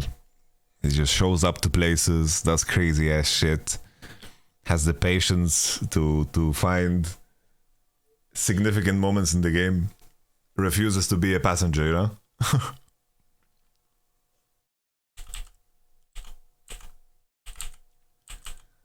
Let's see what else happens in this game.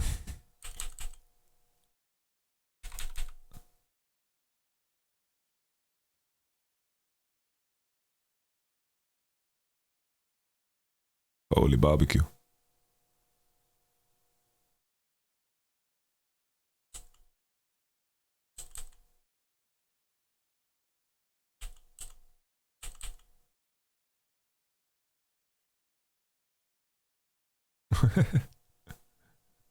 This is Jax is just he's just suffering. Sad panda, that's for sure. It's one of those games where Rumble gets off like that bullshit roam that he doesn't call because no one does it, and then he gets it off and just wins the game. It's like when I played the Riven game and everyone's like, he's too good at Riven. I was like, I was not bad at her, but like that game, everything went in my favor, you know? Yeah. I couldn't have gotten more lucky The with the little game Drake fight. Was it a triple kill at the Drake fight that you got? At first I TP'd bot and got like a triple. Yeah, it was a bot fight that turned into a river fight. That's what it was, and then I got a triple kill. And then I solo killed my lane opponent. And it just never got better. Like, it never got better for the enemy team. I was completely unleashed. That shit was such a weird weekend because, like, one top laner blinded Jax against you, and then one top laner blinded Vlad. Fucking Vladimir. And I was so dizzy. I was like, what the fuck? I picked Volibear too because I was so that dizzy, even though that matchup is not very nice. But I remember vaguely that I was playing it and I was winning against Jax. So, like, I picked it because, like, I had, like, a vague memory of winning this matchup. But I played it in the moment and I realized, holy fuck, this matchup is AIDS. Why did I pick this? Like, in the game, I literally thought this in my head. I was like, dude, why did I pick this? I'm so dumb.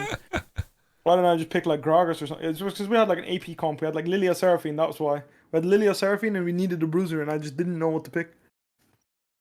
Yeah, it's not easy to find AD into Jax. It's like all of the champions that you're good at are just AP. At least everything that I can think of. Fucking Singed, Rumble even. Yeah, you have to be willing to play like really Gragas. spicy stuff like Jason to Jackson. Like if anything goes wrong, your Nexus kind of explodes. Yeah. But it's playable. It's just like it's winning for Jace. It's just you need to be willing to. You need to be in the right state of mind to play a little Jace game.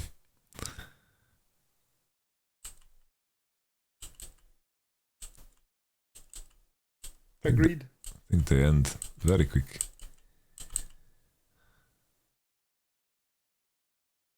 Now, OMG is a very interesting team. This guy as well on Kesante, his Kesante was just different.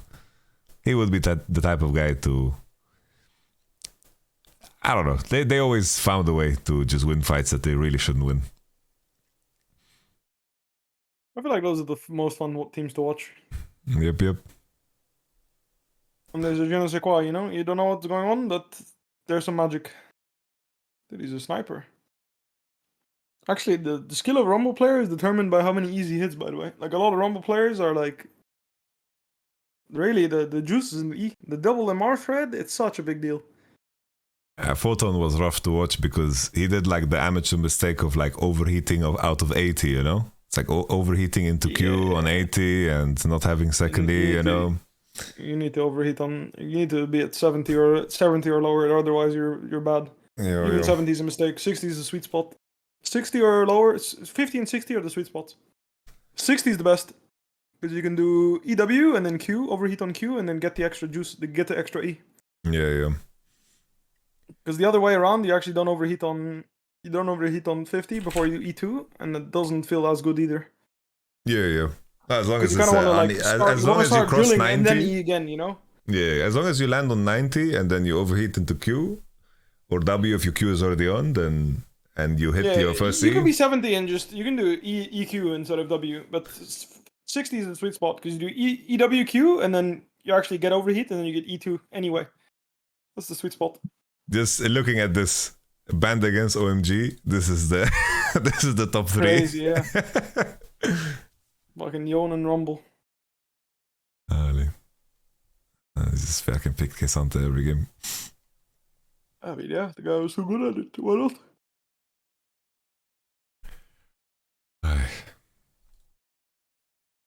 What are we cooking next? No, Aren't you I don't tired, have Whip? much to What fucking hour is it for I'm you? tired, but I have an appointment at 2 p.m., so it is what it is. It's 10:30 right now. I have 4 Oh, more hours to shit. go. Probably take a nap and then I'm gonna show up wherever I need to be. Oh man. It is what it is, man. Honestly, my schedule, like, because I do coaching right now, right? So I like 2 a.m. I have a session scheduled, so my schedule is more EU than NA because most people that want to get it are actually EU.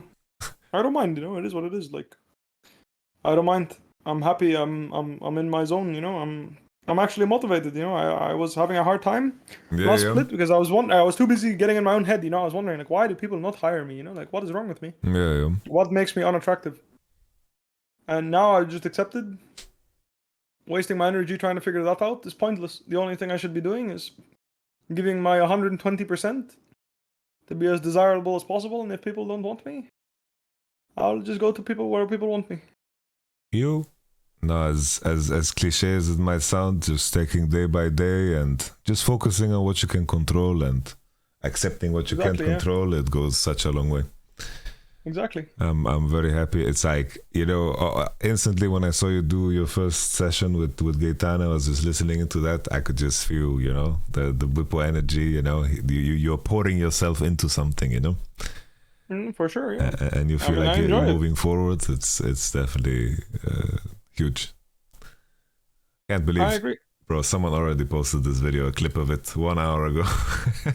The real What's reason Bwipo replaced SOAS in 2018. Whatever, man. Like, this is why I didn't want to say it. Why I was like, if you know, you know, because I CBA, you know, like, I have nothing against SOAS, you know, don't misunderstand me. I don't think we're particularly on good terms, but I don't think we're on bad terms either, and, like, I don't want to make it any worse, because, like, I know in esports, everyone knows this. Everyone that I know knows this, even I didn't even tell them. Like, people just talk, you know? Yeah. This was, like, a widespread fact. So that's why I was really surprised the Vitality boys didn't know, because that's literally the scrim set that happened. Like, we cancelled that scrim set. Yeah, no, actually, like I was aware, but cancel, I don't know why I was aware. We cancelled that scrim set. We didn't cancel it. I played the entire scrim set, and that was very unusual. I never played all games. Like, I didn't play all games, but I played the second block completely, and that was really rare. Because I played 1 game a day, basically. Unless I was going on stage, then I got 2 games. And the fact that I was playing more games meant I was going on stage, and that was really strange. Yeah, I was, what's it called? It's like, first it didn't cross my mind, because I thought it was something that was publicly known, you know? Yeah. Like that, because it's like, SOAS broke his hand, and like everyone knew he broke his hand, and you stepped into sub-in, and I thought it was like generally known, you know? Yeah. But I guess the reason why it happened it was something. But I don't think anyone's gonna hold anything. I don't think anyone's gonna hold anything against anyone. You know, even if they do at this point, like, I own up to the fact that I mentioned it. Like, it was my bad for assuming that everyone in the call knew. Yeah. So I snowballed it in, and I don't mind taking responsibility for that. You know, if people want to cancel me, then fuck it. It happened 5 years ago, and like I said, it was a big deal to me. Like, I never got, like, that's why I mentioned it. You know, because it was a really big deal for me. This was a career-defining moment. It allowed me to prove myself, and the reason why I prided myself on it is because like I said, that conversation I had with Young Buck was like, I knew I was gonna start no matter what. The fact that the fact that he actually broke his hand this was an afterthought for me. Yep. That's why I prided myself so much, because I was in the same situation and I did what my team needed me to do. And that was like my entire purpose when I was a substitute, is like all I wanted is when I got put in that my team didn't even notice that they were playing with the sub. In fact, that it would be more comfortable to play with the sub. That's why I've always thought that like substitutes in esports are really underrated and like underused, and also poorly used, because a lot of subs try to just be the best player they can individually, and that's not your job, man. Your job is to be the best player for that team. In my opinion, you get so much information from your teammates, like so much info from what they need in the game. Like, why do you think I TP'd bot so often? It's because when I watch scrims and if my bot lane was winning the game, we couldn't lose. It was unlosable. Our only weakness was our bot lane falls behind and we lose the game before Reckless gets his items. So of course I saw this and I'm like, all I will do is TP bot. Like if I have an opportunity, I will 100% of times take it, no matter what. I think very, very few people would see it from that perspective, I think most subs, they just think that they are just passengers to just go to either the next team or something like this. Like it's very rare that they are preparing themselves for the moment that they get subbed in. It's like very, very rare. But also, like, I never assumed I would actually play, but I just wanted to contribute to the team I was on, Like, I just wanted to be a part of building something better with the team. That's all, That's all I could do, right? And I really cared about because again, that's the thing that's so strange to me, because you spend your whole day with them, Like, at the end, I was in the office the whole day. Yeah. I was a part of everything. I was in-house, Like, that's why it's so strange when they're like in-house subs like don't work. I'm just like, you guys like are these guys just ignoring their team or what? Like, do they not talk to each other or what? Like, I don't know. I feel like it's a really wasted opportunity in esports, especially that people don't use like extra members, because it's so easy to contribute. Like, the thing is, most of the reason why people get paid to coach instead of players getting paid to coach is because players don't have the social skills to transfer over what they need to say, and I didn't either. So I would never give feedback directly to any player except it was like a small thing, like a build thing. So I would like tell someone like, hey, I think this build is better, for example, right? But when it came to actual gameplay feedback, I would always let Dylan or Young Buck mention it, and like I didn't give a shit if I got credit or not, because that's not what it's about, Yeah. But like I would always let them know, and like only when I was asked to talk about it myself is when I would mention it to the players myself. Otherwise, I would always, no matter what, let the coaches talk. And I just told the coaches, because again, I had a comfortable relationship telling them, because I was in the couch. Like, I was like, instead of playing solo queue the whole day, I was watching every single scrim my team played. I think also like the timing of it was, would you say that it was perfect? Because I think from your perspective, right, in the context of you joining Fnatic and just being the sub and participating in that process, you're already like really content with what you're gaining out of the situation, and anything beyond 100%. That is just extra, right? 100%, I agree.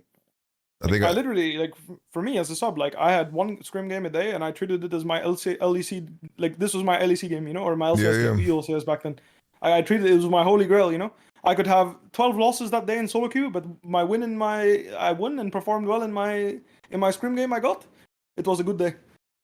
Because that was the only thing I lived for, I lived for helping my team and playing good that one game. My win rate is really fucking high, by the way. My win rate was like 70+%. Actually, I think it might have even been higher, but my win rate is insanely high. Like, I would almost always win that game.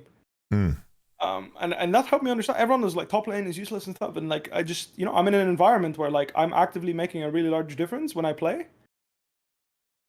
I never felt this way, Like, since season 8, people like obviously like it was tank meta, right? So people love complaining about tops being useless in tank meta, because this was the IE meta where any carries get 3 items and the game ends, right? But for some reason when I played, I had really good win rate. So from that point onwards, I always, I never was someone that was like top is useless.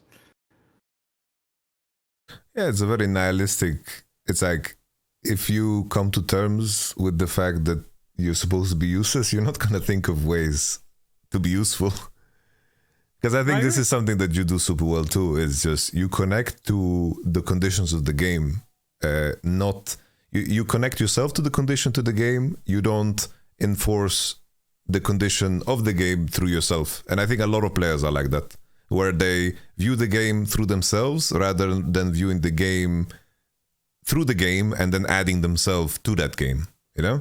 I see what you mean. I know what you mean. Yeah, the game revolves around like the game doesn't have to revolve around them, but it has to have them at the fore. Like I know what you mean. Like, it's a bit hard to explain maybe for people that don't get it, but basically, the game is not about me. It's about whoever it is about, and I just try my best to help them. Yes, I think most people try their best to help themselves so that they can help the person that should be carrying. They take that step in between, and sometimes that is what makes it really hard to play. Yes. For sure. I see what you mean. I agree with you. I think it's a really bad habit people have of like they need to be in good condition in order to help other people, when in reality you need to be in a good enough condition. I think this is what I said, right? A lot of people don't have this notion of good enough. Sometimes you don't need to be in a good condition, you just need to be in a good enough condition. Yep. Like, I good remember, enough is like, good enough, you know? we had this conversation. You were showing me like a Rengar game that you had, and there was, I think, like a Rengar game. You played a Rengar game, and then there was a situation where our jungler was 2-0, and then there was a situation where he wanted to invade blue, and then through the context of what you did, lining up to that, you just made sure to manage your wave in a way where you could participate wherever he wanted to fight. It was no longer about you fucking the cannon or whatever the fuck you were laying against Rengar or Jace. It was about the fact that you just tune into whatever, I think it was like Olaf was doing, and as long as you're there when he's fighting and he gets to play his game, you're going to win, and the condition of you taking risks to snowball top is not gonna fucking matter in the grand scheme of things. Because you're just elevating risk when there is a decision that brings you the most odds, right, in the game.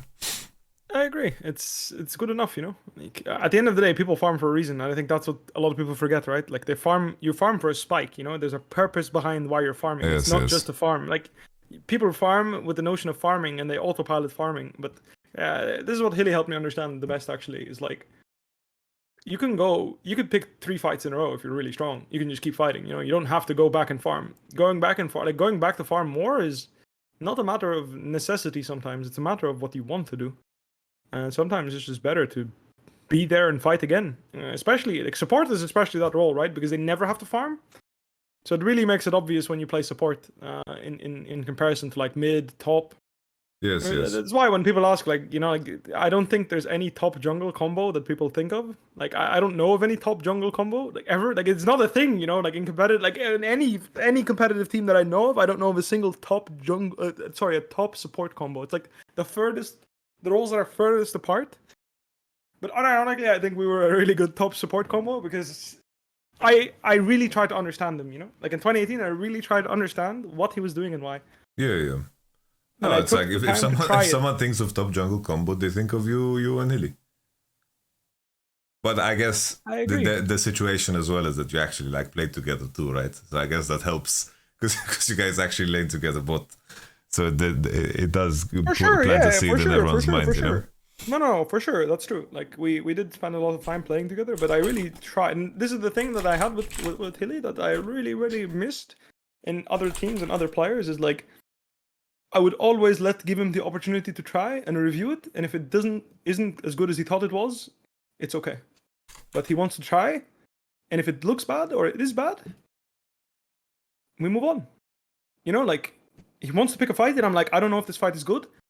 That, like, the first few times, this is what happened when we played bot lane, right? I was like, I don't know if this fight is good, and I didn't pick the fight. And then, you know, we talked about it, and he told me, I want to try. I want you to let me fight this fight, join me, and die with me, and then in the review, we will talk about whether it's a good fight or not. But if you don't let me try, I can't know if I can take this fight. I need to be able to do this, you know? I need to know for a fact. And after that, I would fight with him no matter what. And obviously, he's really fucking good at the game, right? So 80% of these fights, he was winning, right? Yeah. But the 20% we lost, I lost with a smile on my face, you know? It's like, I know that it's for a really good reason, you know? And I'm having fun playing, which is why I had the most fun playing with him bot lane in my whole career. because I enjoyed the process of losing to, because I knew that it was leading towards winning, and I knew it was a matter of time before we would start winning, and it was. It's one of the reasons why I think we were like. I think a lot of people underplay what our bot lane, how strong we were because of the meta, and people were like really slow to adapting. But I think if we were, that's why to this day I do believe if we play AD support together and I play actual AD carry champs, we will still be the best bot lane by the end of the split. Maybe we won't come in as the best bot lane, but by the end of the split, we will be the best bot lane, no matter what. No, I believe it. I think it's because we trust each other to, like, that's the thing, like, I will trust him with doing what he needs to do for his process, and that's enough. That's how good he is of a player. And he's proven it so many times, you know? Like, so many times he's proven that if you trust him and you follow his process as an AD carry, he's done it now. He's worked with Reckless, he's worked with Upset, he's worked with Hans, and even if these players are really good, not with Hans, sorry, with Karzi, my bad. Yeah, even if these players are already really good, when they play with him, they become even better, in my opinion. Because he goes through that process with them, and everyone that has the patience to work with him like this always gets rewarded. Yep.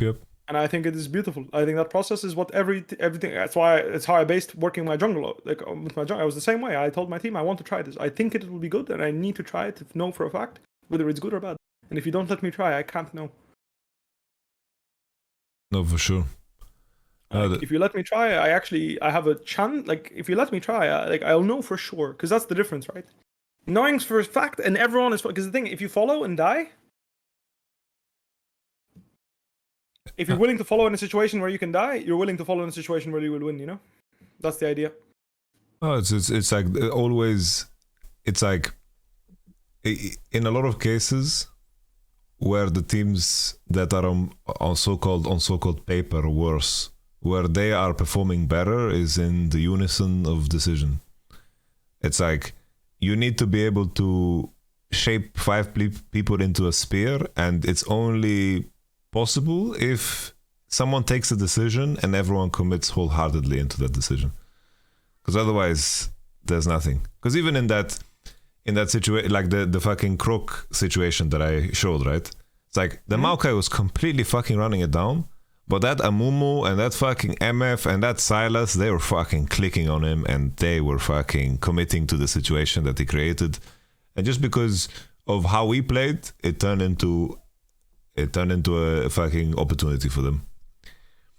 And this interesting quote. 100%. It's like chess is a far more rigid game than League in terms of it's like playing with the assumption that the enemy is going to play perfect, and that makes your decision better or worse.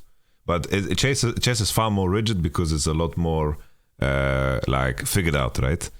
And there's this quote from this player called Daniel Dubov. He says, it's either bad or it works. And that's it. That's his philosophy to the game. It's either shit or it works.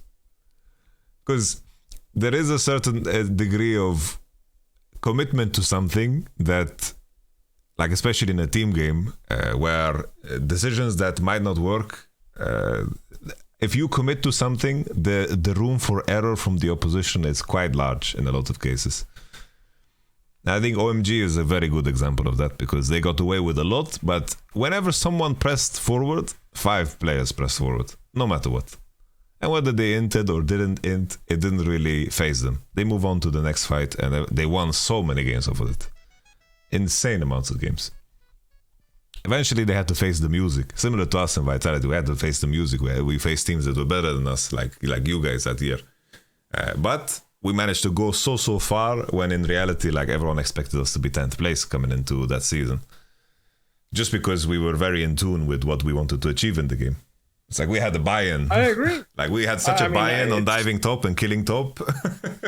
I agree. It was, I think it's so undervalued. Like the thing that people like underestimate is like when you have no shred of a doubt in your mind that everyone is trying everything they can to win. For example, for Hilly, a big thing was like when you're about to lose the game and the enemy team is about to end, you should run it down. You should run it down into all 5 players and try what you can to stop them from ending, no matter what.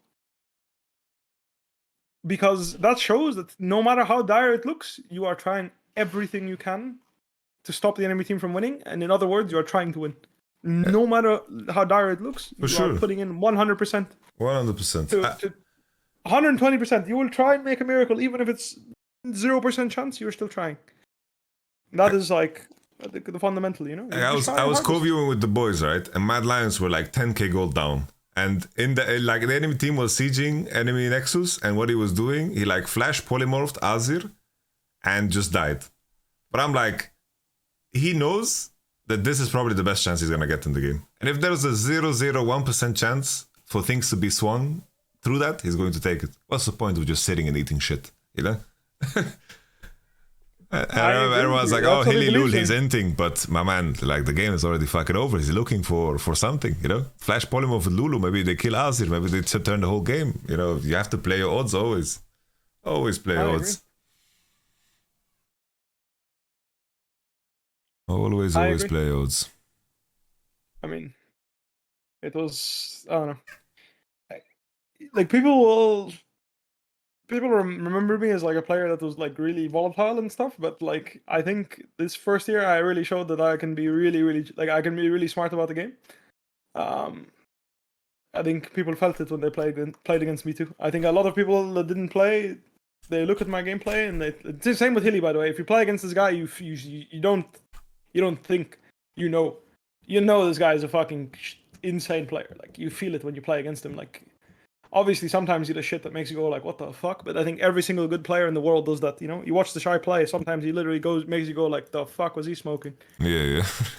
But that is a hallmark of an insane player. Like in a good way, you know? Like someone that's just a little bit too good for his own good sometimes. It's rare that a player is consistently excellent. It exists. I think Rookie and Faker are two players that come to mind for me. I think Chovy also.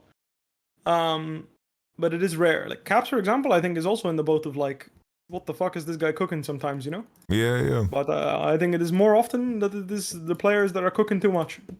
But it's definitely like a fine line between inting and doing the best possible thing. And if like you're pursuing to do the best possible thing and you're trying to squeeze out of the situation, it's like so often people are surprised, like why is this guy getting caught? Sometimes people completely space out because they're playing like Lulu in a game and they're just fucking spacing out and they are kind of just bored doing nothing. But in a lot of cases, it's like people are like posturing forward because they want to like find information.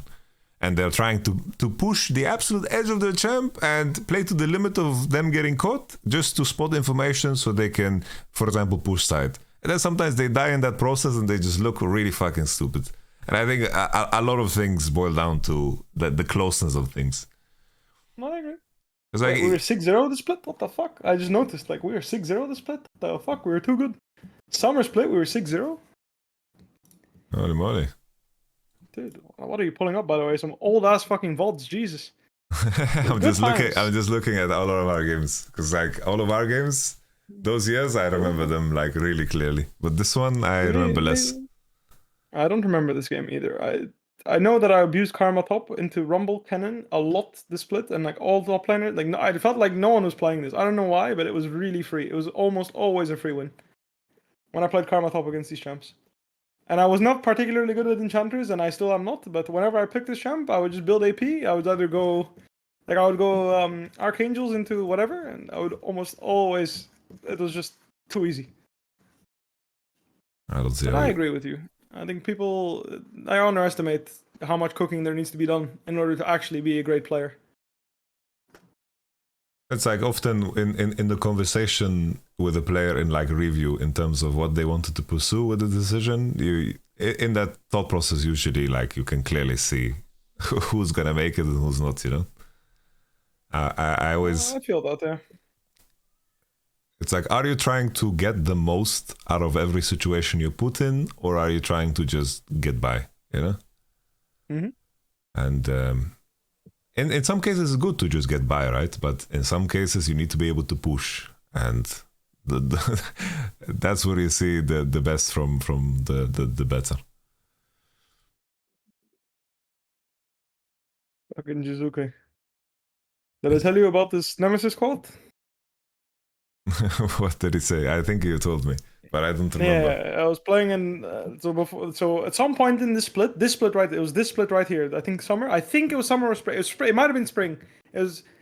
He was like, this Jizuke guy, he can't breathe against me. He can't play the game. I have him completely downloaded, and I was like, I don't know, man. I think this guy's pretty good at the game. I don't know about that. And unironically, every time Nemesis played against Jizuke, he got cooked. And not like cooked in the sense of like can't breathe in lane, but at the end of the game, there was some serious mid gap. This was a very rough year because like the whole spring, Jizuke actually couldn't scrim because he had like health issues, you know.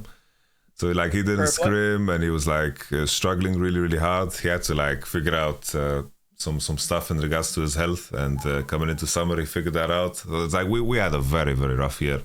And like our bot lane as well, they took a big break and they didn't they struggled to catch up, and it was a mess all around. It's like they did the Cabochard tech where like Cabochard, when he's done with the season, he doesn't touch the game at all. Then he comes in day one, gets completely fisted in scrims, and it just awakens something in him. And then depending on how hard he gets fisted on that day one of scrims, if he gets fisted turbo hard, then it becomes even better in 2 weeks. It's something very weird with him. It's like in Spring Split, I remember we scrimmed against Alphari, and Alphari is like good laner, whatever, right? It's like Alphari, good laner, and then like he got fisted. I think Cabochard played like Urgot into Akali top. And then he went down like 30 CS, and I was like, holy fuck, I'm so fucking boosted. And then he just turned into a monk, and then that same split, he just gets all pro top laner. Cabo was a unique cook. But our bot lane, holy shit, they couldn't recover after a long break. And they kind of turned on each other, and after like a long fruitful relationship, they kind of like ran its course, you know. Yeah, Jizuke went to every hospital in Berlin. No one could fucking tell us what the fuck was wrong with him. It was a mess. Feels bad, man. I don't always feels bad, yeah. Fucking Cinderhulk Javan. I see him massaging this fucking Lee Sin. I feel so bad for him. But Yumi blocking his Q was actually smurf. It was actually lucky. I feel like it was not even intended. He just kind of did it, you know? RIP. GG. You got the money back as well, mid-fight. Yeah. I'm telling you, when I played Karma top against these champs, I think I had 100% win rate this split playing Karma top into this shit. Into Rumble and shit. I think I played it against other champs too, because I thought it was really good. But I lost some games against other things. But I never lost against Rumble and Cannon. I think that's what I remember. I believe it. I feel like those matchups, Karma just hard countered. Like it was just you were lane counter and game counter. No, I can for sure see it. It's like if Athenes is in the game as well, like what the fuck are you supposed to do with Rumble? Yeah, holy Bwipo on Yorick. I remember this game was actually close. This game was actually close. It's the first. I think this is the first or second. Like I think this is my first Yorick game ever, and I don't think I ever played him again. So this was like randomly. There's 1 week in LEC where Yorick was pick or ban. Do you remember? Like I'm not even joking. It wasn't just me. It was everyone. Everyone was pick or banning Yorick. Yeah, it was the week before. I think we played against G2 and we lost to Yorick. And then G2 was fucking mind controlling the whole region, by the way. Everyone was like, yo, can't you just play this in every matchup? And it's like people started blinding Yorick, and then people just didn't know what to pick into him. And then he just became OP as fuck. In the sense of like, you could just play Yorick into everything. He was just that good. I remember this game was like, we won, but I remember winning, but I remember also kind of doing nothing. Oof. Oh, the Q. Solo bolo. It was close, but a nice solo bolo.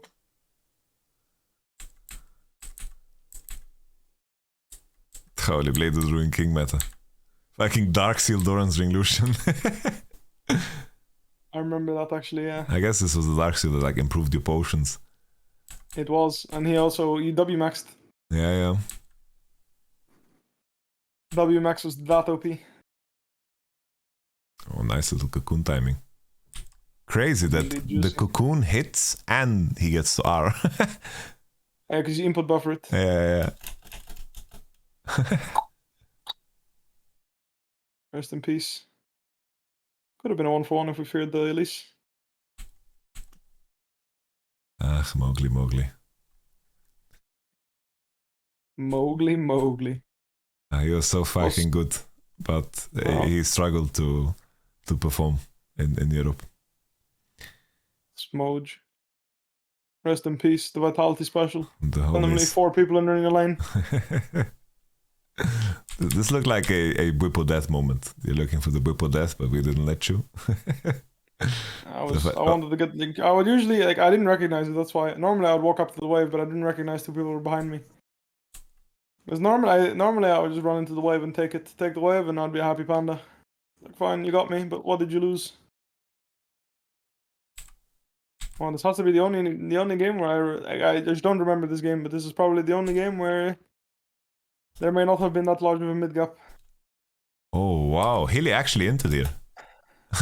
Rare Hilly because he R's before W. But this is like one rare case where you it's should. better to WR. Yeah. True. So I can see. True. He actually fucked up. And then he eat back in, so he got chomped as well, so he died. He could have just left. Yeah. Indeed. Rare timing where he actually misplays the mechanics. Holy fuck, you guys are getting cooked bot lane though. Jesus. Yep. Tom Kench asked 50 CS down. Is Lucian that OP this patch, or are you guys just completely griefing? I can't tell. I think this one, I don't remember the specifics of this game, but we had a hard time laning bot.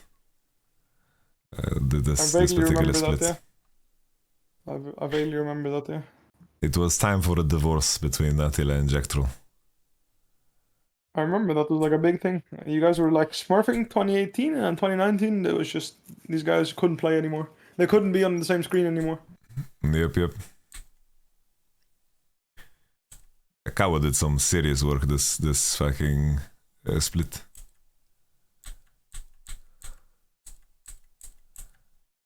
Trying to remember. I remember there was this fucking big moment. I don't remember any big moments this game. I don't remember any. I was legit just playing Yorick, and I was just scared of Elise the whole game. That's what I remember. He has 700 G shutdown right now. No, this is total. This is total. Yeah. But he has 400 gold. 400 is still silly. I agree. Because it's like, in terms of CS per minute, it's like good. You didn't miss any CS, but you didn't generate any gold, like from taking camps or whatever. It's crazy. I mean, he took a lot of plates, but yeah, he's literally 800 gold worth right now, and he's just 0-0-0. Fucking funny shit. Enemy top is also fed. But I think this is like Juzuka mentioned it, but this was something that is really undervalued in people. Like, I was happy going down 70 CS in a game like this and making sure I didn't in too much, you know? Yeah. I think a lot of people start calling their jungle of like, I have to start playing the game instead of just shutting the fuck up and letting the team carry, you know? No, for sure. And you know, sometimes that's just the way it goes, you know? Like, I'd rather go down 70 CS to the Jarvan and participate in the game and let my team play bot side, and if I lose the game solo by being down 70 CS, then it sucks, you know? But it was really rare that I would lose the game solo for my team being down this much CS, you know? Like, and again, like, Jarvan's been fucking farming the whole game, you know? Like, literally, this guy's farming near 13 CS per minute. And maybe not that much, but like, legit, he's completely cooking it right now, just trying to get big. I don't know. I remember winning this game, but I don't remember how we won. We won, but I remember there was this one fight where Cabo completely one-shot the Lucian, and it looked like things were going to turn. I think maybe it was this one. Maybe. I actually don't know if you guys ended up winning. I remember winning, I think but we lose. I'm not sure. I think we lose. I think we win this game. We win this game. And I was like, I don't know. This game made me like cold on Yorick for the rest of my fucking career, basically. I was like, I don't know. Is this champ actually that good? I felt pretty useless. This champ is wonky as shit, I think. Yeah, like when Ash was just queuing me there and I couldn't touch her, I was like, wait, hold up. Is my champ actually useful? Like, I press tab, this guy's piss useless. And I can not even touch him? I don't know about that.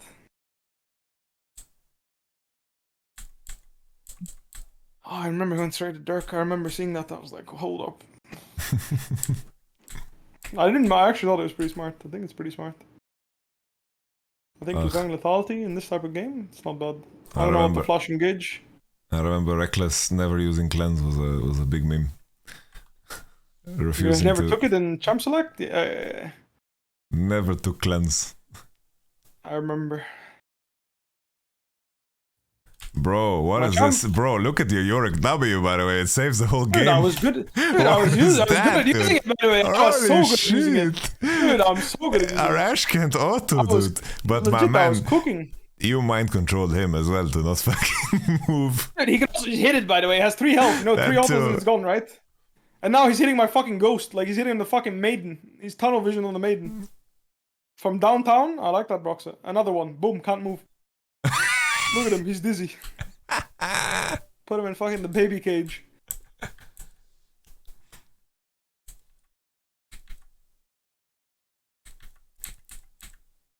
Holy, how OP was Blade Runner King? Ash is doing so much fucking damage. Yeah, at this point he is pretty strong. Oh, But yeah, Blade was not balanced. I mean, even right now, I think it's actually really underrated as an item. yeah, agreed. Trying to remember. I don't think it was. I'm trying to remember which effect it was. If it was the percentage damage effect, that's. Or I think it was still percentage damage. The proc. Like 12% max health damage or some shit.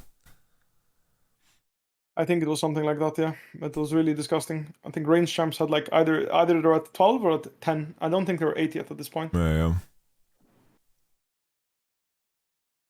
But I was just doing the fucking Baron. I'm just like, it's honest work. You know that meme? Like, it's not much, but it's honest work. That's me Yeah. hitting the Baron right there. Not much, but it's honest work. Just fucking ignoring everyone else and just stomping this Baron. That's all I'm doing. Oh yeah, Jesus. this is back when Random Zoman gave you invulnerability against Ash. Loki, minus 20% damage straight up. Like, Taba into Random Zoman was 32% damage reduction against Ash. 32%. Cutting her damage by 32%. That shit was too OP. I remember Corki as well. Fucking Spirit Visage. Just fucking completely. Not Spirit Visage, Adaptive Helmet. Completely fucking annihilated Adaptive you. Helm, Omen. Yeah, Adaptive Helm, Omen, Tabai was also the wombo combo for him. Yeah. He couldn't deal damage. I think this is the one.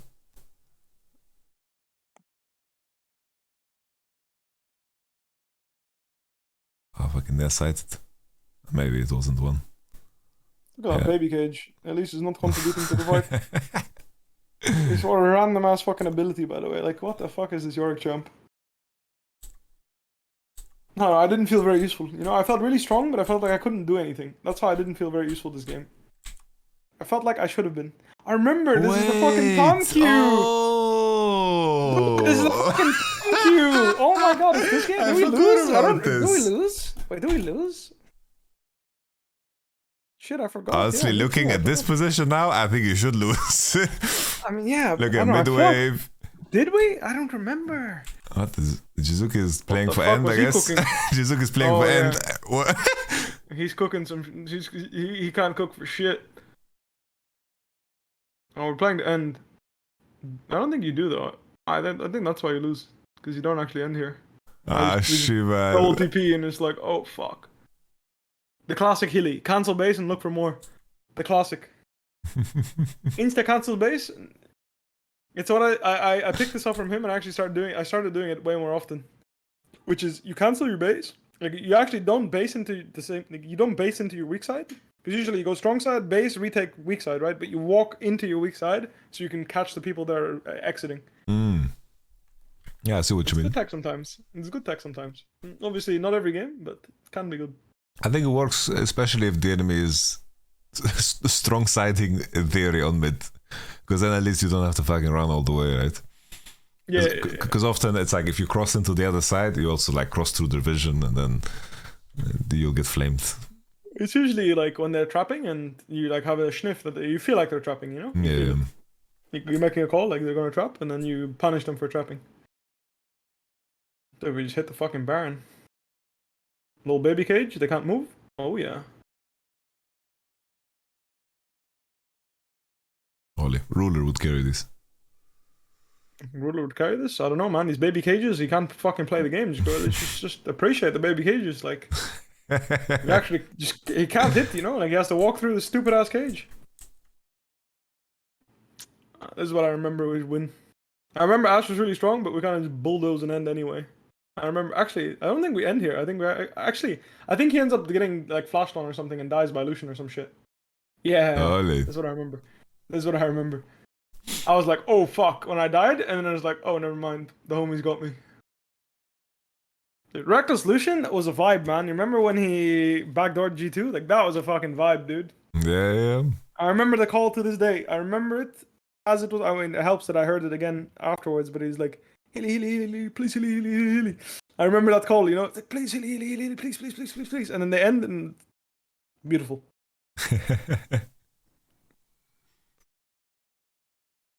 Boom. Nice, good shit. That was a classic. The playoff run, our playoff games against you guys. Oof, that was a disaster. I remember that very clearly.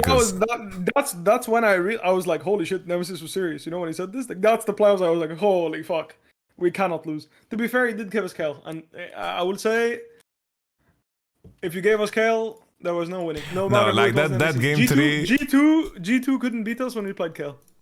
That game 3, I knew the kill was coming. I said to Jizuki, the kill is coming. But we also like, we were at the point where it's like, just fucking, let's just try something. Because you guys were clearly so much fucking better than us. Like we couldn't hold a candle to like in the game. We knew, Jizu, we knew. I said Kale is coming, and you said you will destroy him. I 100% knew the kill because I remember that like it was fucking yesterday. I mean, Nemesis Lissandro was also fucking. Honestly, this split and like next split, Nemesis was fucking cracked. By the way, Jizuki, I'm 100% sure, Jizu, that you wanted to invite the matchup when I said that this matchup is coming. I remember that because I went home that day for the first time because I moved into my apartment that day. And I was really, really pissed at myself that I let this go. I remember this night very clearly. Sorry, Bwipo, what did you say, brother? I think Nemesis this year was. I think he had a genuine case to be the best mid laner in LEC, better than Caps. I think the matchups that were played this year, like Silas Akali, he was insane. He was straight up gapping Caps in finals like every other game. I felt like always every single point throughout the year, but he was really fucking good. Nemesis was laning super fucking well. Something that I felt that Caps did better, because I remember like watching those BO5s like over and over again. I felt like something that Caps just did better was he just fought a lot better.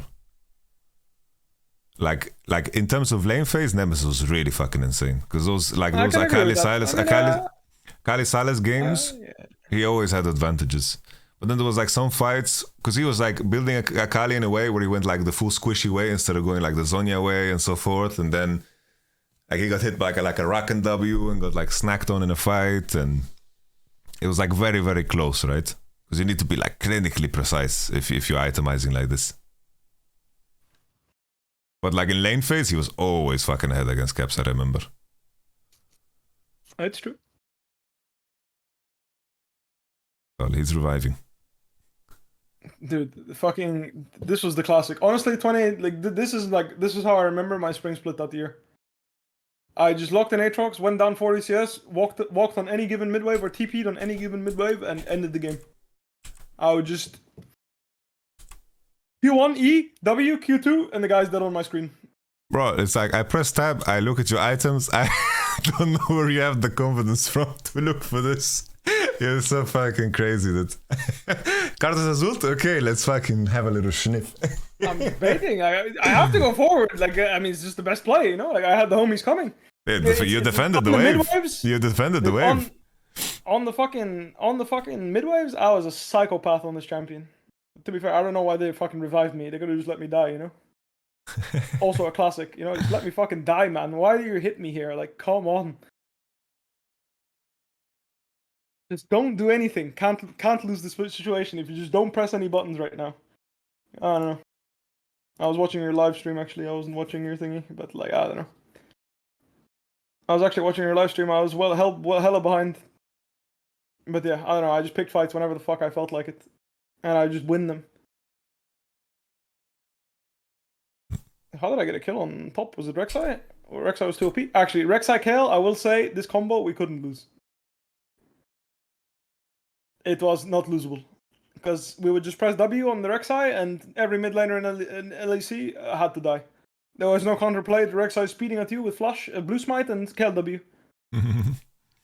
Bro, I was so fucking confused as to why this highlight clip was so fucking long. They just put the whole PGL in, that's why. Oh, I see. Yeah, but this game, I knew it was over. This game is just over the moment Gale is 6. We cannot play Gragas Yasuo. Jizu keep telling me in chat he's surprised. Come on, Jizu. I can maybe even find the notebook. I knew this was coming. I knew when we had Rek'Sai Kale, like, not even G2 would beat us. Like, it was... I mean, they could, but it wasn't free. We were really cooking on this shit. And the game is over. Mecha Zero Scion? I don't remember playing that skin. I was always a lumberjack.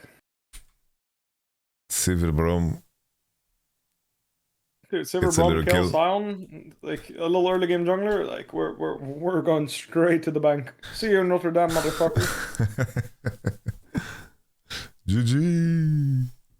And then we completely lost our mind. I mean, me included, by the way. I lost my mind. When when we went to Rotterdam, like, I don't know what happened, but we should have fucking wiped the floor with OG. But we kind of just, like, the fucking, like, Sona Tarek bullshit, it just imploded us. Sona Tarek? Oh, yeah. Oh, yeah, that shit imploded us. I need to ask Mephisto for the fucking Worlds 2020 VODs. I need to rewatch them. Now, I am nostalgic. I need to watch. Let's see if I can pull up your... I think I can find your RNG game. I think it has crossed the statute of limitation, right? I don't think LNG is gonna be upset. We just do a little bit without comms. Let me find it. What a fucking bloodbath that game was. I still remember it to this day.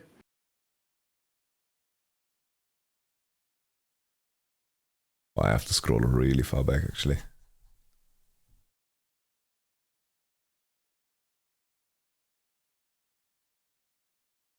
Mebdi's Minions gameplay? What am I reading in your chat? That sounds like a banger. Mebdi's Minions. Mebdi's Minions.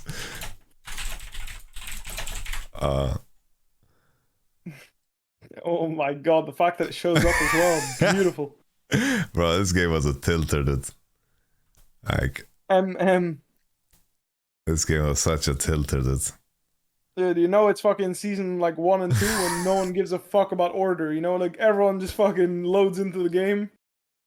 Bro, dude, champions on average had 400 HP. Wait, what? It can't be, by the way. Like, what? 560 says Kog'Maw. Is Kog'Maw OP or what? Like, I need to see. Like, is it just health bar? Is it just bugged or what? No, there's no way Nautilus has this HP. Like... Wait, what? I need to see. I need to click. Is Kog'Maw just a tank or what? Like, why is Kog'Maw a tank? Dude, back when they had the Dota mechanics, so you had to leash them like this. Holy shit. Crazy stuff. Everyone is leashing for the Nautilus. Dude, why are we... Like, I need to see him click on someone else so I can see the HP. Ironically, people had 400 health. Dude, Jarvan EQ, you killed him, by the way. Go back, you tell me that's balanced. You fucking It was actually not balanced. Dude, you one-shot him. Look at you. EQ and he's dead. Tap EQ, he's fucking dead. Dude, you took his entire health bar. Holy fuck. Bro, I was watching like some random fucking Javan gameplay against Annie, and he queued the guy with a longsword Doran's Blade, level 5, and it did 210 damage. Jesus. People didn't have armor or what, level 1? Like, Jesus. 200 damage. Look at everyone's inventory, by the way. Boots. Yeah, boots. That was the meta. You had to go boots. You had to start boots because boots gave you like 45 movement speed level 1. Like, look, like you have 355 movement speed with boots. Imagine how slow you are without boots. Like the issue was enemy jungle started boots, so you literally couldn't escape gank if he went boots and you didn't have boots. So you just had to. Fucking boots. It's like boots gave I think 50 move speed at that time. Fuck, man. You one shot him. Oh my god, you kill those? But the star doesn't do anything. Cooking. Dude, you guys are cooking. Holy fuck. Clean. I think we kill him again. Not bad at all. Double Doran's Blade? I mean, you know, some real men are playing top lane when you see that purchase.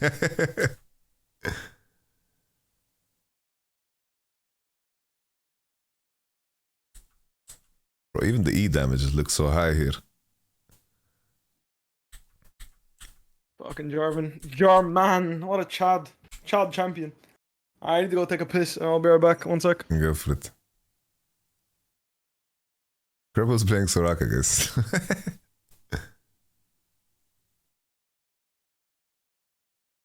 Did you guys see me miss a single EQ yet, guys?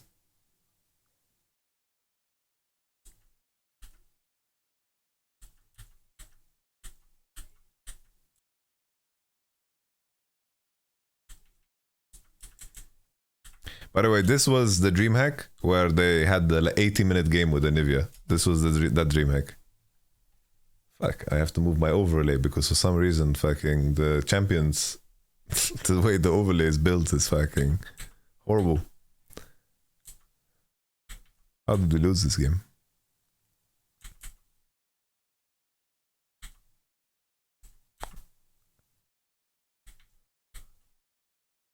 Unlucky.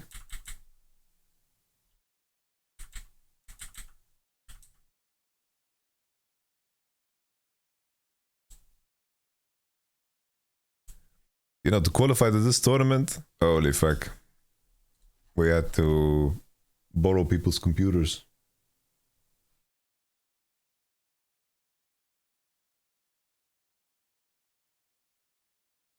I am returned.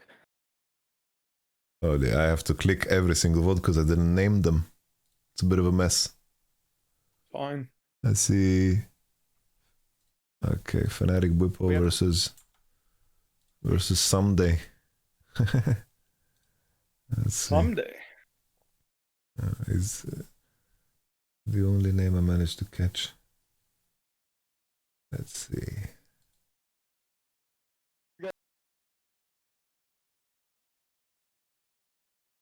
Holy.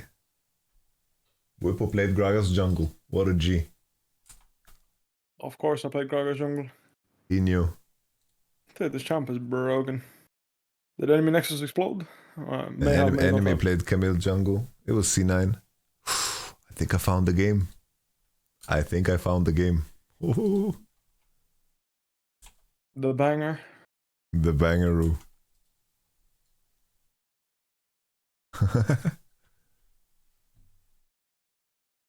Oh my god, this fucking game. I don't know how good the quality is. Yeah, this is the best quality it can be. It is what it is. This is the game where I fucking remember this game. Adam plays against a Chinese Malphite. Chinese AP Malphite. It was a fucking Protobelt Malphite or some shit, no? I remember it being a Protobelt Malphite. I think Adam, he get solo killed level 2 this game? Is that the one? Yeah, it is the one.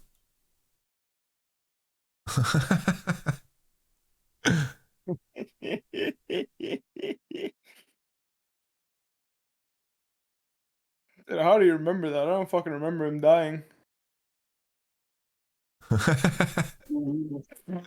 Jesus. Some of the shit that goes on, guys. Some of the shit that goes on in scrims. Jeez, my camera control is rough. Rest in peace. Try to push out mid. Should not. I remember it was like, should we FF this game? No, I can win this one. We can win this one. You said this in comms. I mean, enemy team also did not want to win. I'll give you that much. Yeah, I remember that much. They did not want to win that game. I remember. Do you guys want to scrim more? They just didn't answer me. And then I see them in the lobby eating.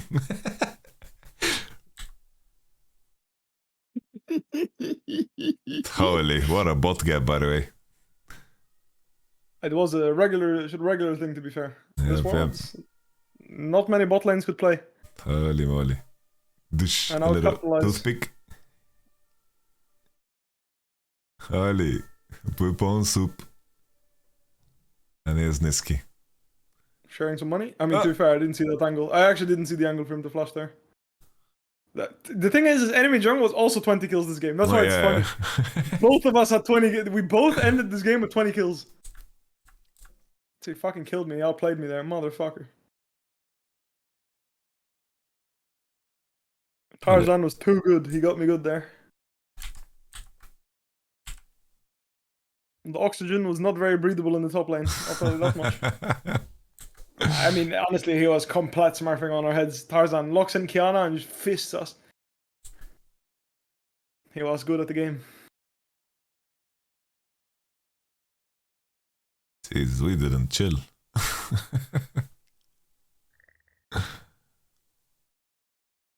Oh, damn.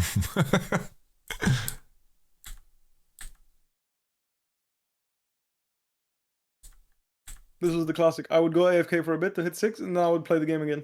I feel like a lot of players don't do this. A little solo bolo, counter solo bolo. We can appreciate that. Mm-hmm. Fucking Protobelt is cooking. Fucking Protobelt Malphite is on the way.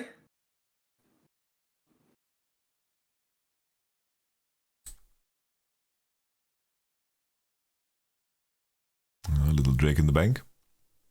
I don't remember how OP Drakes were back then. They were worse than now. They're the same as right now, but just less buff, I think. Yeah, just the If I'm soul. not mistaken. Cloud just gave Pretty you much everything's ult CD. Yeah, it was like 10% ult CDR. Or like, sorry, like it gave you. Actually, what was Cloud? Actually, yeah, no, never mind. The Cloud was reworked. I remember. Yeah, you're right. Actually, they were better, I think, the Drakes, except for Cloud, which was like ult CDR. Well, 10% ult cooldown reduction. The fucking Chinese AP Malphite. It was infinite bot cap, but enemy jungle was cancer fed this game. He just walked bot and kept killing our bot lane. I'm just farming, by the way. Look at me. I'm just farming creeps. I'm like, let me get to my Sunderer, and then I'll participate. we fast I'm not forward to your participating at Sunderer. I've legit not participated. Like, legit, I've Here we literally go. just farmed. I bought my Sunderer, I bought all my items, and I walked out on the map, and now it was gaming time. It was time to game. I think I was pretty good at. I was pretty smart about this, I think. Like, I wouldn't. Not letting that one get away. Yeah, Upset was thinking the same thing. I think that should have been my lantern, I'll be fair with you. I think I had a little bit more juice than he did. Well, you could root twice. Yeah, and then RW and still get more CC. Yep, yep. But after the shutdown, I was like, we're playing. I knew my champ was a bit too OP this game. There we go. Right, my auto, doesn't matter, you miss Q. The Divine Thunder damage looks pretty high, but then I realized this Malphite is just full AP. So Yeah, I mean, to be fair, Red Smite, he would have died anyway of his tank, because Red Smite was not balanced either. yep, yep. Oh, Okay, no. gets the wave. Cooking. Yeah, I was cooking. Okay, let's see You got if... Cleanse Flash and the wave. I respect that. Ooh, he starts with E there. Tarzan.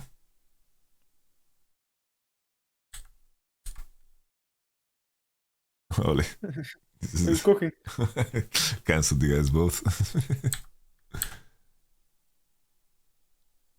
I remember, I mean, was it here? Like, I don't remember. I feel like I find him and fight him, or I just base. I don't remember. But yeah, anyway, this game turns into a fucking bloodbath. I mean, it already is, you know? It looks 14 minutes and it's fucking 9-14. Anyone wondering what World Scrims look like? This is pretty much it. Like, either way, it's like either you're the better team and you're taking a enormous shit on the opponent, or you're getting shit on in grand fashion. It's rare that it's like honestly competitive. Like, it's very rare. I was so surprised by how bad FPX actually did at Worlds, because I was so impressed by them when we scrimmed them. I was like, wow, they are so smart at how they play the game. It's like they just, it's like when they were weaker, they just like never based, and they kept like pushing in the waves that we based on, so we didn't have like big windows to play. And then when they finally finished items, they grouped and like really slammed us into the wall. I was like, oh shit, these guys are so fucking smart. And then They didn't even fucking make it out of groups.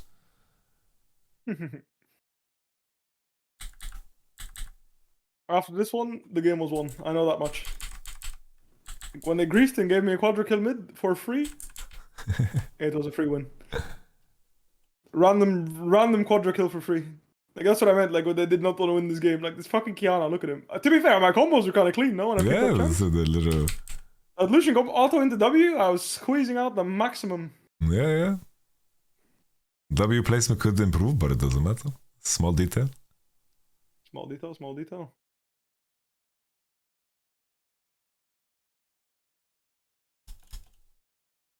Boom. Little... This fucking guy is tower diving me like this, like, what?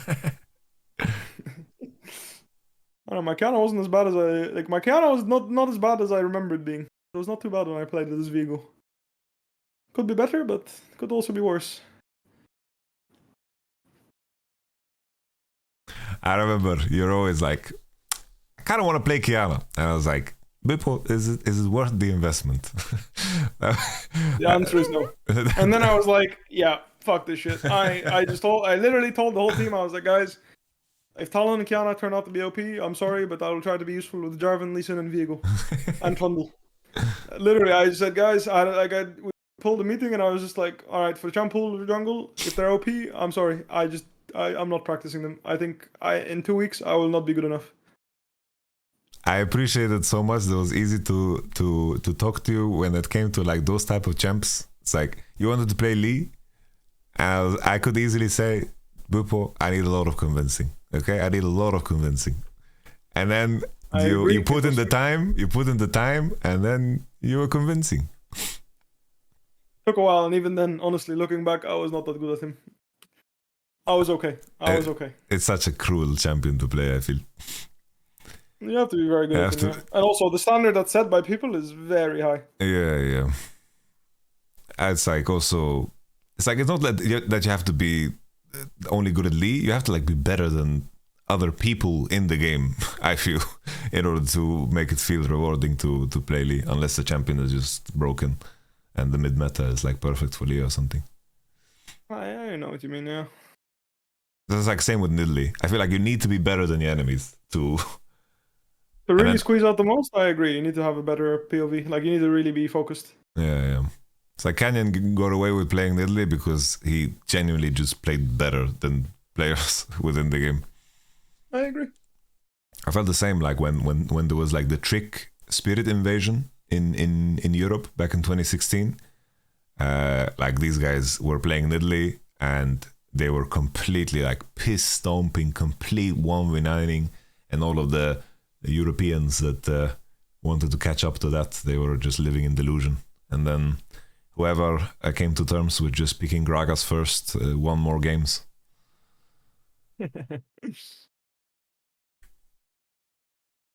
Ooh, T1 arrived. I wonder if they're gonna play some Q games today. Doubt it. No way you fly fucking 12 hours and you tune into Champions Queue. I mean, I agree. That is some psycho shit. Only different breed people can do that. Hello, trying to play the game today. Tough fucking luck. No mercs against that comp. I was really relying on my Conquer tenacity. To be fair, it is a Tabi game. Like, enemy Qiyana, when I press tab has 10 kills, maybe I should go Tabi, you know? Yeah, I think if you're really feeling the blade, I think you have to go Tabi. Like, unless, I think I was. Like if you're going mercs, you have to buy armor item. I was a huge believer of buying damage on the champ. I still am. I don't think you should play this champ if you buy like Force of Nature. Like, I think you need one Wit's End or a Blade Rune King in your build minimum. It can be Kraken too, I don't mind, but it needs to be a damage item. No, I see that. I really feel that. The passive hit is too... Like, the power budget of the champion is so much into the double hit that if you don't leverage this in what you buy, then just play a different fucking champion. I feel the same way. I think you might as well just pick Zinzao, honestly. If you're just gonna, like... Just being chill, you know? Yeah. I went on Viego Marathon too, and I found myself just fucking buying blades so often. I didn't like the Kraken because there were games where I didn't base on Noon Quiver, and that felt so much worse. And then I didn't like the Black Cleaver into Kraken that much because I didn't feel like Black Cleaver was that strong when you finish it. I agree. I think it's okay. I think it's not a bad item, but I think ultimately if you're stacking someone 6 times as Viego, then at that point he's already dead or you're already dead. I feel like it's rare that it's the other way around or any other way. I was like comparing it to like proccing Divine Sunderer twice, and it's like at that point, yeah. I feel the same way. Here he comes. Dude. Oh, AP so no one Malphite. It's dies. one top. AP Malphite. Oh. Oh sh. Fucking sniped my forehead. Dude, like imagine this. Can you imagine the enemy Nexus explodes this game? Crazy. Oh, Lisk actually. He gets some mileage. It was a nice combo, yeah. Squeezed in the auto. I like that. Oof. Icon with his Seraphine special. The Icon was the modern version of the Lissandra we saw today. He was definitely not playing with this team coming into next year. Doinby came in.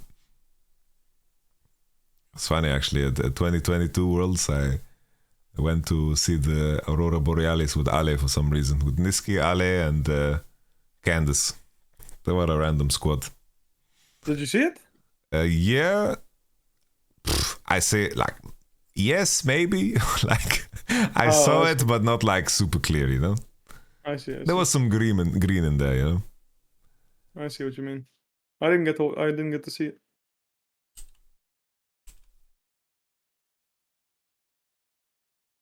Holy. This is a fucking collector of Helios, by the way. Upset's favorite item. I remember the Spring Split Tolki's war against Collector. Even Essence Reaver does more damage on Graves. Please stop buying it. To be fair, like Essence Reaver was pretty fucking OP, but like the way he wasn't a good salesman. I agree. He had the stats, but the pitch could have been improved. Yeah, it's sad that it has to be like that way, and I think that it's like as a staff, it's like I've thought about this a lot more after that. It's like the incorporation of someone like Tolki or like any analyst that needs to be done super well at the beginning of the split. It's like this is a person that understands this, and this is how we can leverage that. There needs to be an element of trust in what he does, and you need to just try what he presents you, you know? And I think like that whole definition of what each person's strengths and roles are needs to be like really clear at the beginning of it. Because for example, when I look at G2, right, it's like after talking to Ruma, they took a break after the split, and then they came into week 1. They didn't scrim a lot, but they just like they played Javan jungle, they played Malphite, they played like all of these champions that were like buffed, and they had like clear reasons as to why they were like performing super well, and they just like found the context in solo queue and leveraged that to their advantage. And that was like one of those clear moments where you could see that they were like metagaming a little bit, you know. And I think that you can find a lot of good ideas and inspiration in that. I'm not saying it's gospel, because some teams really overdo it, right? But there's definitely some juice in there. Oh, there's no Seraphine ult? What happened to Seraphine ult? Oh! It's out of range. Holy shit. Pain. Oh, shit. That is painful. And that's a game winner right there. Seraphine R into double E. Oof. Ah, shit, man. I would maybe feel the double Q even. Double E is also juicy. Both are really good, yeah.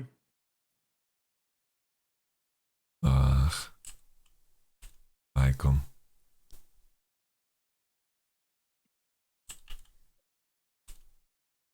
Well, they just FF like that.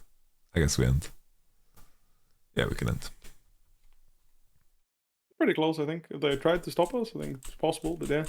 I just said, fuck this shit. I went and eat their fucking steak downstairs or whatever. Their fucking, what's it called? Beef Wellington. Yeah, beef Wellington. They went and ordered a beef Wellington downstairs. The peanut chocolate. Dude. That was crazy food. Oh man.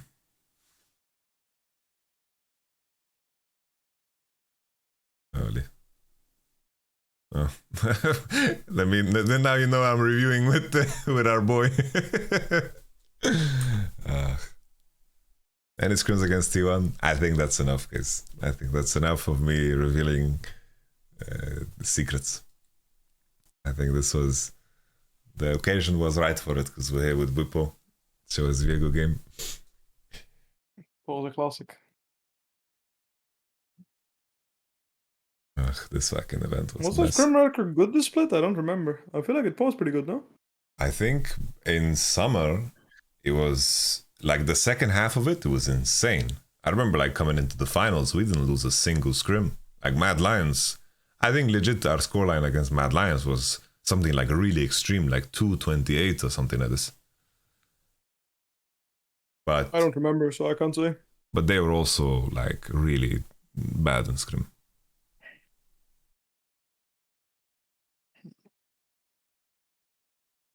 I think we also had Moscow 5 in our group. Like, what is this group distribution, by the way? We have Mebdi's minions, bro. You guys are the fucking goats. Like, what happened? Fuck, I can't find the replay. My mid Some of these names are like the cringest thing I've ever seen, by the way. TSM, epic finish, Mebdi's minions. Like, where the fuck are you guys finding this shit? Mebdi's minions is just, when they gave me a chance to name the team, it was a disaster. I agree. I wonder if Team Solo Mebdi, if there's anything there. No, there's nothing. What the fuck? Unlucky. Like we were like the Team Solo Mebdi team. It's like we had these two fucking rejects, Darkwing Jackson and Wizix, like Jensen at the time. And bro, like we were so capable of playing everything, and we would just like, we wouldn't look to anyone else. Like we would, like, you don't remember the old Veigar? We would play like Veigar, Shaco, and I would like play Ashe when no one played Ashe, and I would skill E level 1, spot enemy jungle, Veigar cage like the instant one into kill. Like no one knew how the fuck to play against this. I'm so certain if we didn't get banned coming into that tournament, we would have hard smurfed, because we had such an easy group. We had a group with Mouse, and it was it was Naruto, Young Buck, Cowtard. Like it was a bunch of players that we would have smoked, man. I can't believe like you got fucking banned so you couldn't play. Isn't that too fucking funny? Bro, we were at the airport, and I got a call. Like, I remember, like I got added on Skype by someone, like I got added on Skype by Mark Merrill, and Darkwing Jax is like, no, this is Young Buck on a fake account. We have to leave to the airport. And like we were so delusional. Like, Young Buck on a fake account. Holy shit. Oh man.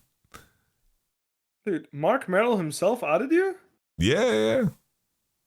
Holy fuck. Maybe it was the other dude.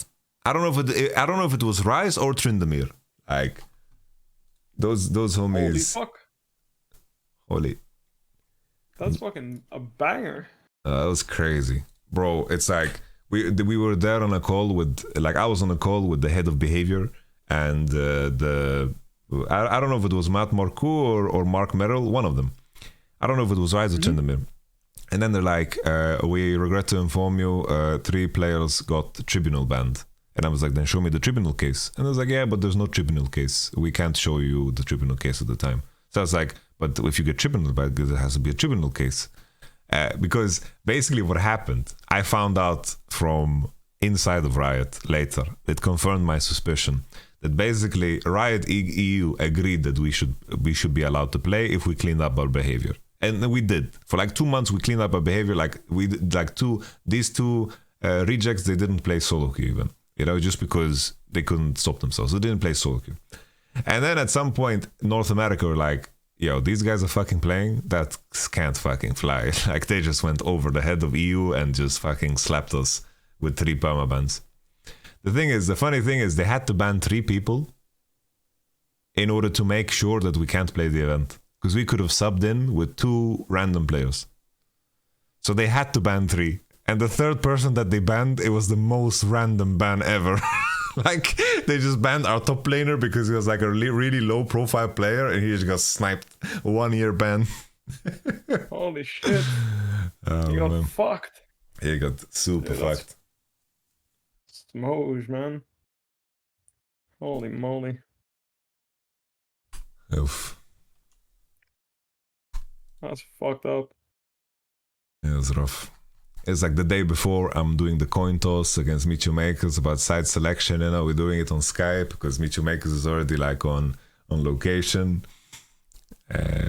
Aborson, It reminds me of the fuck. Have you ever participated in the rookie player summit?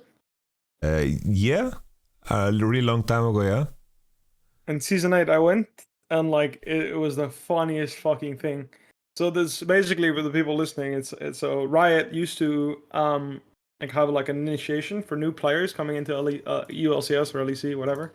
And they would get everyone to meet up and like they would talk about like, you know, how to work on your brand, you know, what works, what gets people to follow you, etc., right? And then there was a segment that was the toxic player segment, right? And the funniest fucking thing is they pulled up results, like they pulled up chat logs from the rookies in the fucking room. Oh shit! So you see people like they pull up like screenshots of like I think it was JunJia. I don't remember who it was in my player summit, but like there was someone in my player summit, and then it's like people calling other people cancer Jews and shit like this. Holy And shit. I'm like, there's no fucking way. By the way, there's no way. And you see the screenshot. It wasn't me. Oh, I don't know who it was, but it was like. They'd pull up these screenshots of shit like this and like get cancer, fuck you mom, shit like this, like, and I'm trying to remember. Yeah, me too. I think I don't remember who it was, but fuck me, just pulling up these and they're like, yeah, don't laugh too hard, guys. We take this very seriously. And I'm like, dude, there's no way these guys can say this and get hired still, right? And it's like, nope, like it was fine. Just now after this point, if you do it again, you get done. It was too fucking funny. I don't know, man. Like, it was funny because it was in front of everyone. Everyone on the player summit is just laughing. The whole room is just cracking the fuck up because like these people are just dropping bombs, you know. It's just screenshots of people just hard griefing. It was so funny. There was a screenshot from Nuke Duck and Mithy, pretty much like that, yeah. And it was just like it was from actual games with timestamps, and they were like. We have that's why like I don't get why Riot doesn't like monitor the games because they're like I can pull up your solo queue. If someone reports you and tells me that you were there, they threatened us. They were like, if someone tells us that you were griefing in that particular game, we can go to the second and see the chat logs and we will ban you. And I was like, holy fuck, like they can? And then like they literally pulled up chat logs from in game. I had a warning over inting. Oh, I remember that's where your name came up because you were following around junglers. You were following around junglers and you were like you're just like rage quitting. Like you like mid was doomed and you were just like they griefed you and you just like right click on them and follow them around their jungle. I remember that. That's what I remember they blamed you for. I don't know if it was someone else as well. It might have been. Never? I'm pretty sure it was you. I'm pretty sure. There was someone in that room and I'm pretty sure it was you. Okay, if you say so. All I'm saying is someone in that room was right-clicking jungle and following around. I'm just saying. That's what I remember. JunJia was definitely the type of guy to, if he would just invite the gank and play it out. This was JunJia. Play aggro. If the jungler comes, 1v2. All I'm saying is, like, I know someone, like, there's someone that dropped bombs in chat, and there was someone that was, like, hard griefing. They were like, I know that you were griefing this game because we can check the games. And, like, for me, it was like, I was like, I was asking, you know, because I was really self-conscious about it, you know, and I remember a writer specifically told me, compared to some of these guys in this room, you're a fucking angel, bro. Don't worry about it. And I'm like, thank God.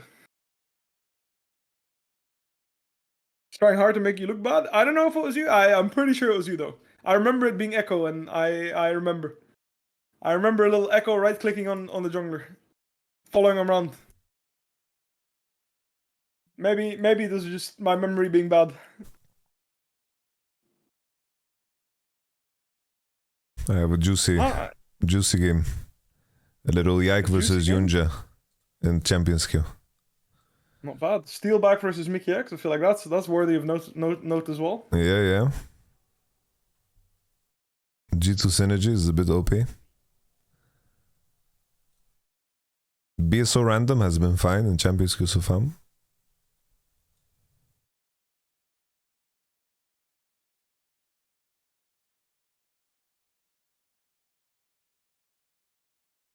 I was rank 1 in 2017. I can't really int like that, can I? I don't know, bro. All I'm saying is you didn't have the best reputation. I'll say that much. I don't know if it was the player summit or it was just like in general, but I don't know. I feel like in solo queue people thought you were a pretty big griefer.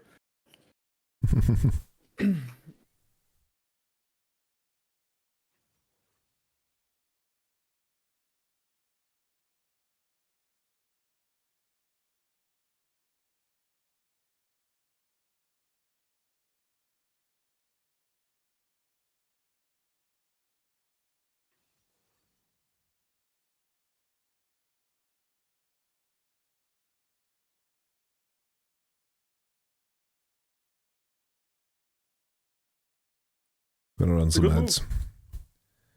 Ship the ads before the game. I want to see jungle matchup. What are we cooking? I think Belveth is so fucking broken.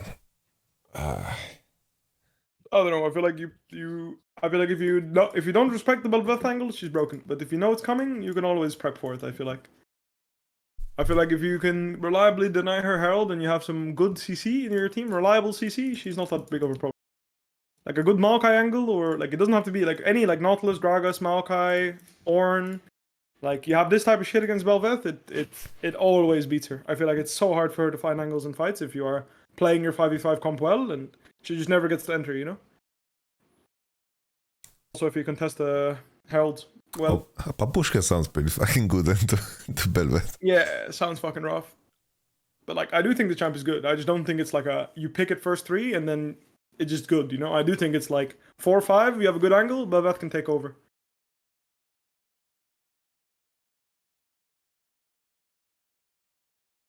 I've seen some like Belveth into Vi angles that make a lot of sense. I agree, that makes sense. Yeah, I mean, I agree. Belveth is fine into tanks by herself, but I mean, when you look walking into a 5v5 and you're getting Maokai W'd as Belveth, you are fucked. You channel your E, he Qs it, you deal 0 damage. Yeah, you have your damage reduction, but who cares? You're not dealing any. And then you just get walked over. I think a lot of teams, they rely on having junglers that can take initiative. I think that's like what made... Like that's what I think makes Nautilus and Gragas so OP jungle, because it enables junglers that don't require to take initiative.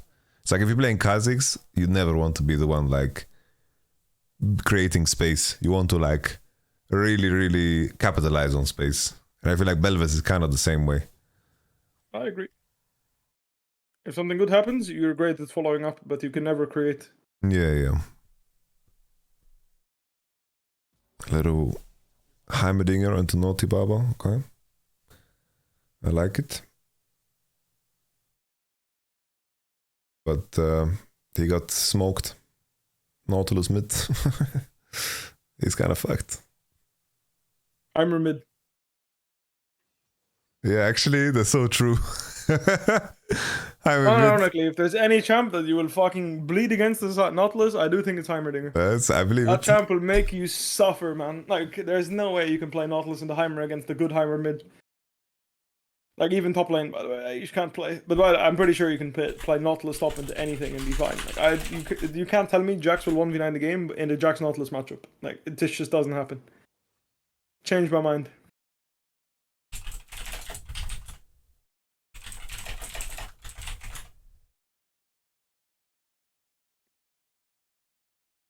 I'm gonna.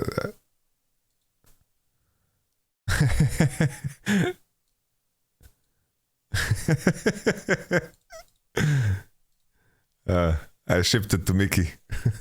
He said, my mid laner doesn't play the donger. Unlucky. Unlucky. Okay.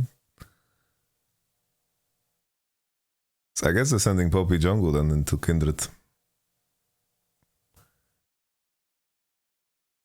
Yep. Looks like that's what people just do. I mean, I feel like people just pick Poppy to play her jungle. I feel like not many top laners have her on the radar and like are good at her. Sion. Did they? Sion, okay. There's no way you can't do better than that, bro.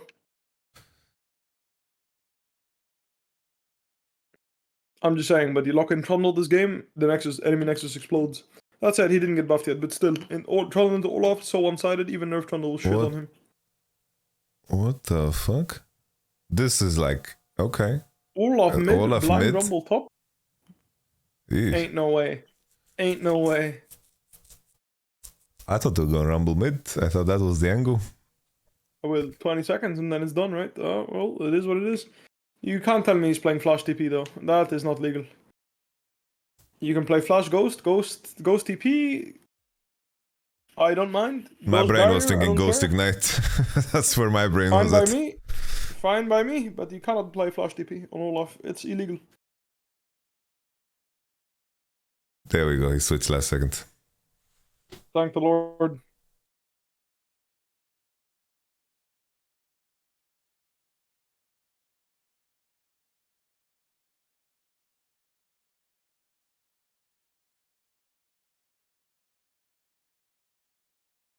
Flash TP, I think, very, very rare cases where it's good on Olaf.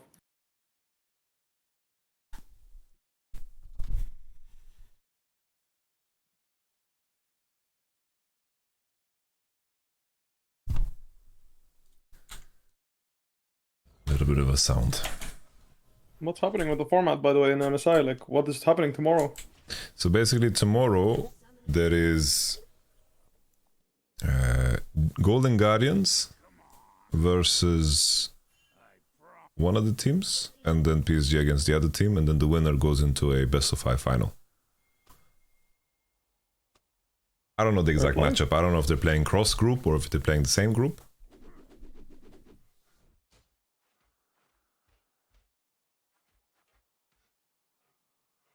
Okay. I personally, I don't like pleasantries like this in the game. What? I don't Emote and shit? Yeah, I like Me when neither. people are dancing. Like I want to. My every fiber of my being wants to think that I want to break him. Like I will always fist fight my opponent. 100%.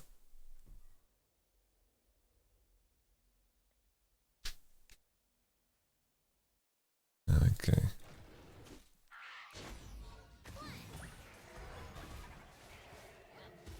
By the way, I think if you play Phase Rush Nautilus in these matchups, he's absolutely fine. Well, that makes a lot of sense, yeah. I think only reason these matchups are considered losing is because people do not have the IQ to take Phase Rush. I am Also, happy. you always play Grasp. You always take Grasp here this matchup. Nautilus versus Olaf. Sorry, if you're going to take Resolve, sorry. Yeah. You take Phase Rush if you want to run, and if you want to actually stand there and fight, you always take Grasp.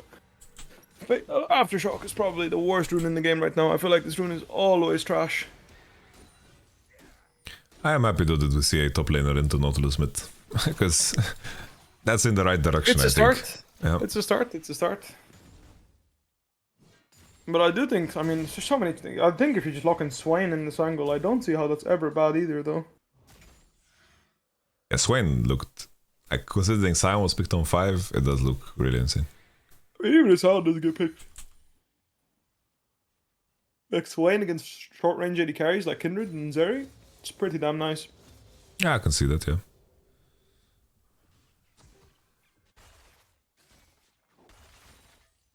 Oh, nice tech actually. I like the first strike tech for Mickey. I have let go of the comet when I played the Dinger. Eesh, that's ugly. The fuck was that? Literal game loser. Kinder's just gonna get a double kill here. No, at least one. Eesh. Eesh. -2 kills, -3 sums. Nice. My Nexus just exploded. Minus game. And Olaf did I such a agree. good job dodging the gank, he bounced the wave. Yeah, so much tempo wasted.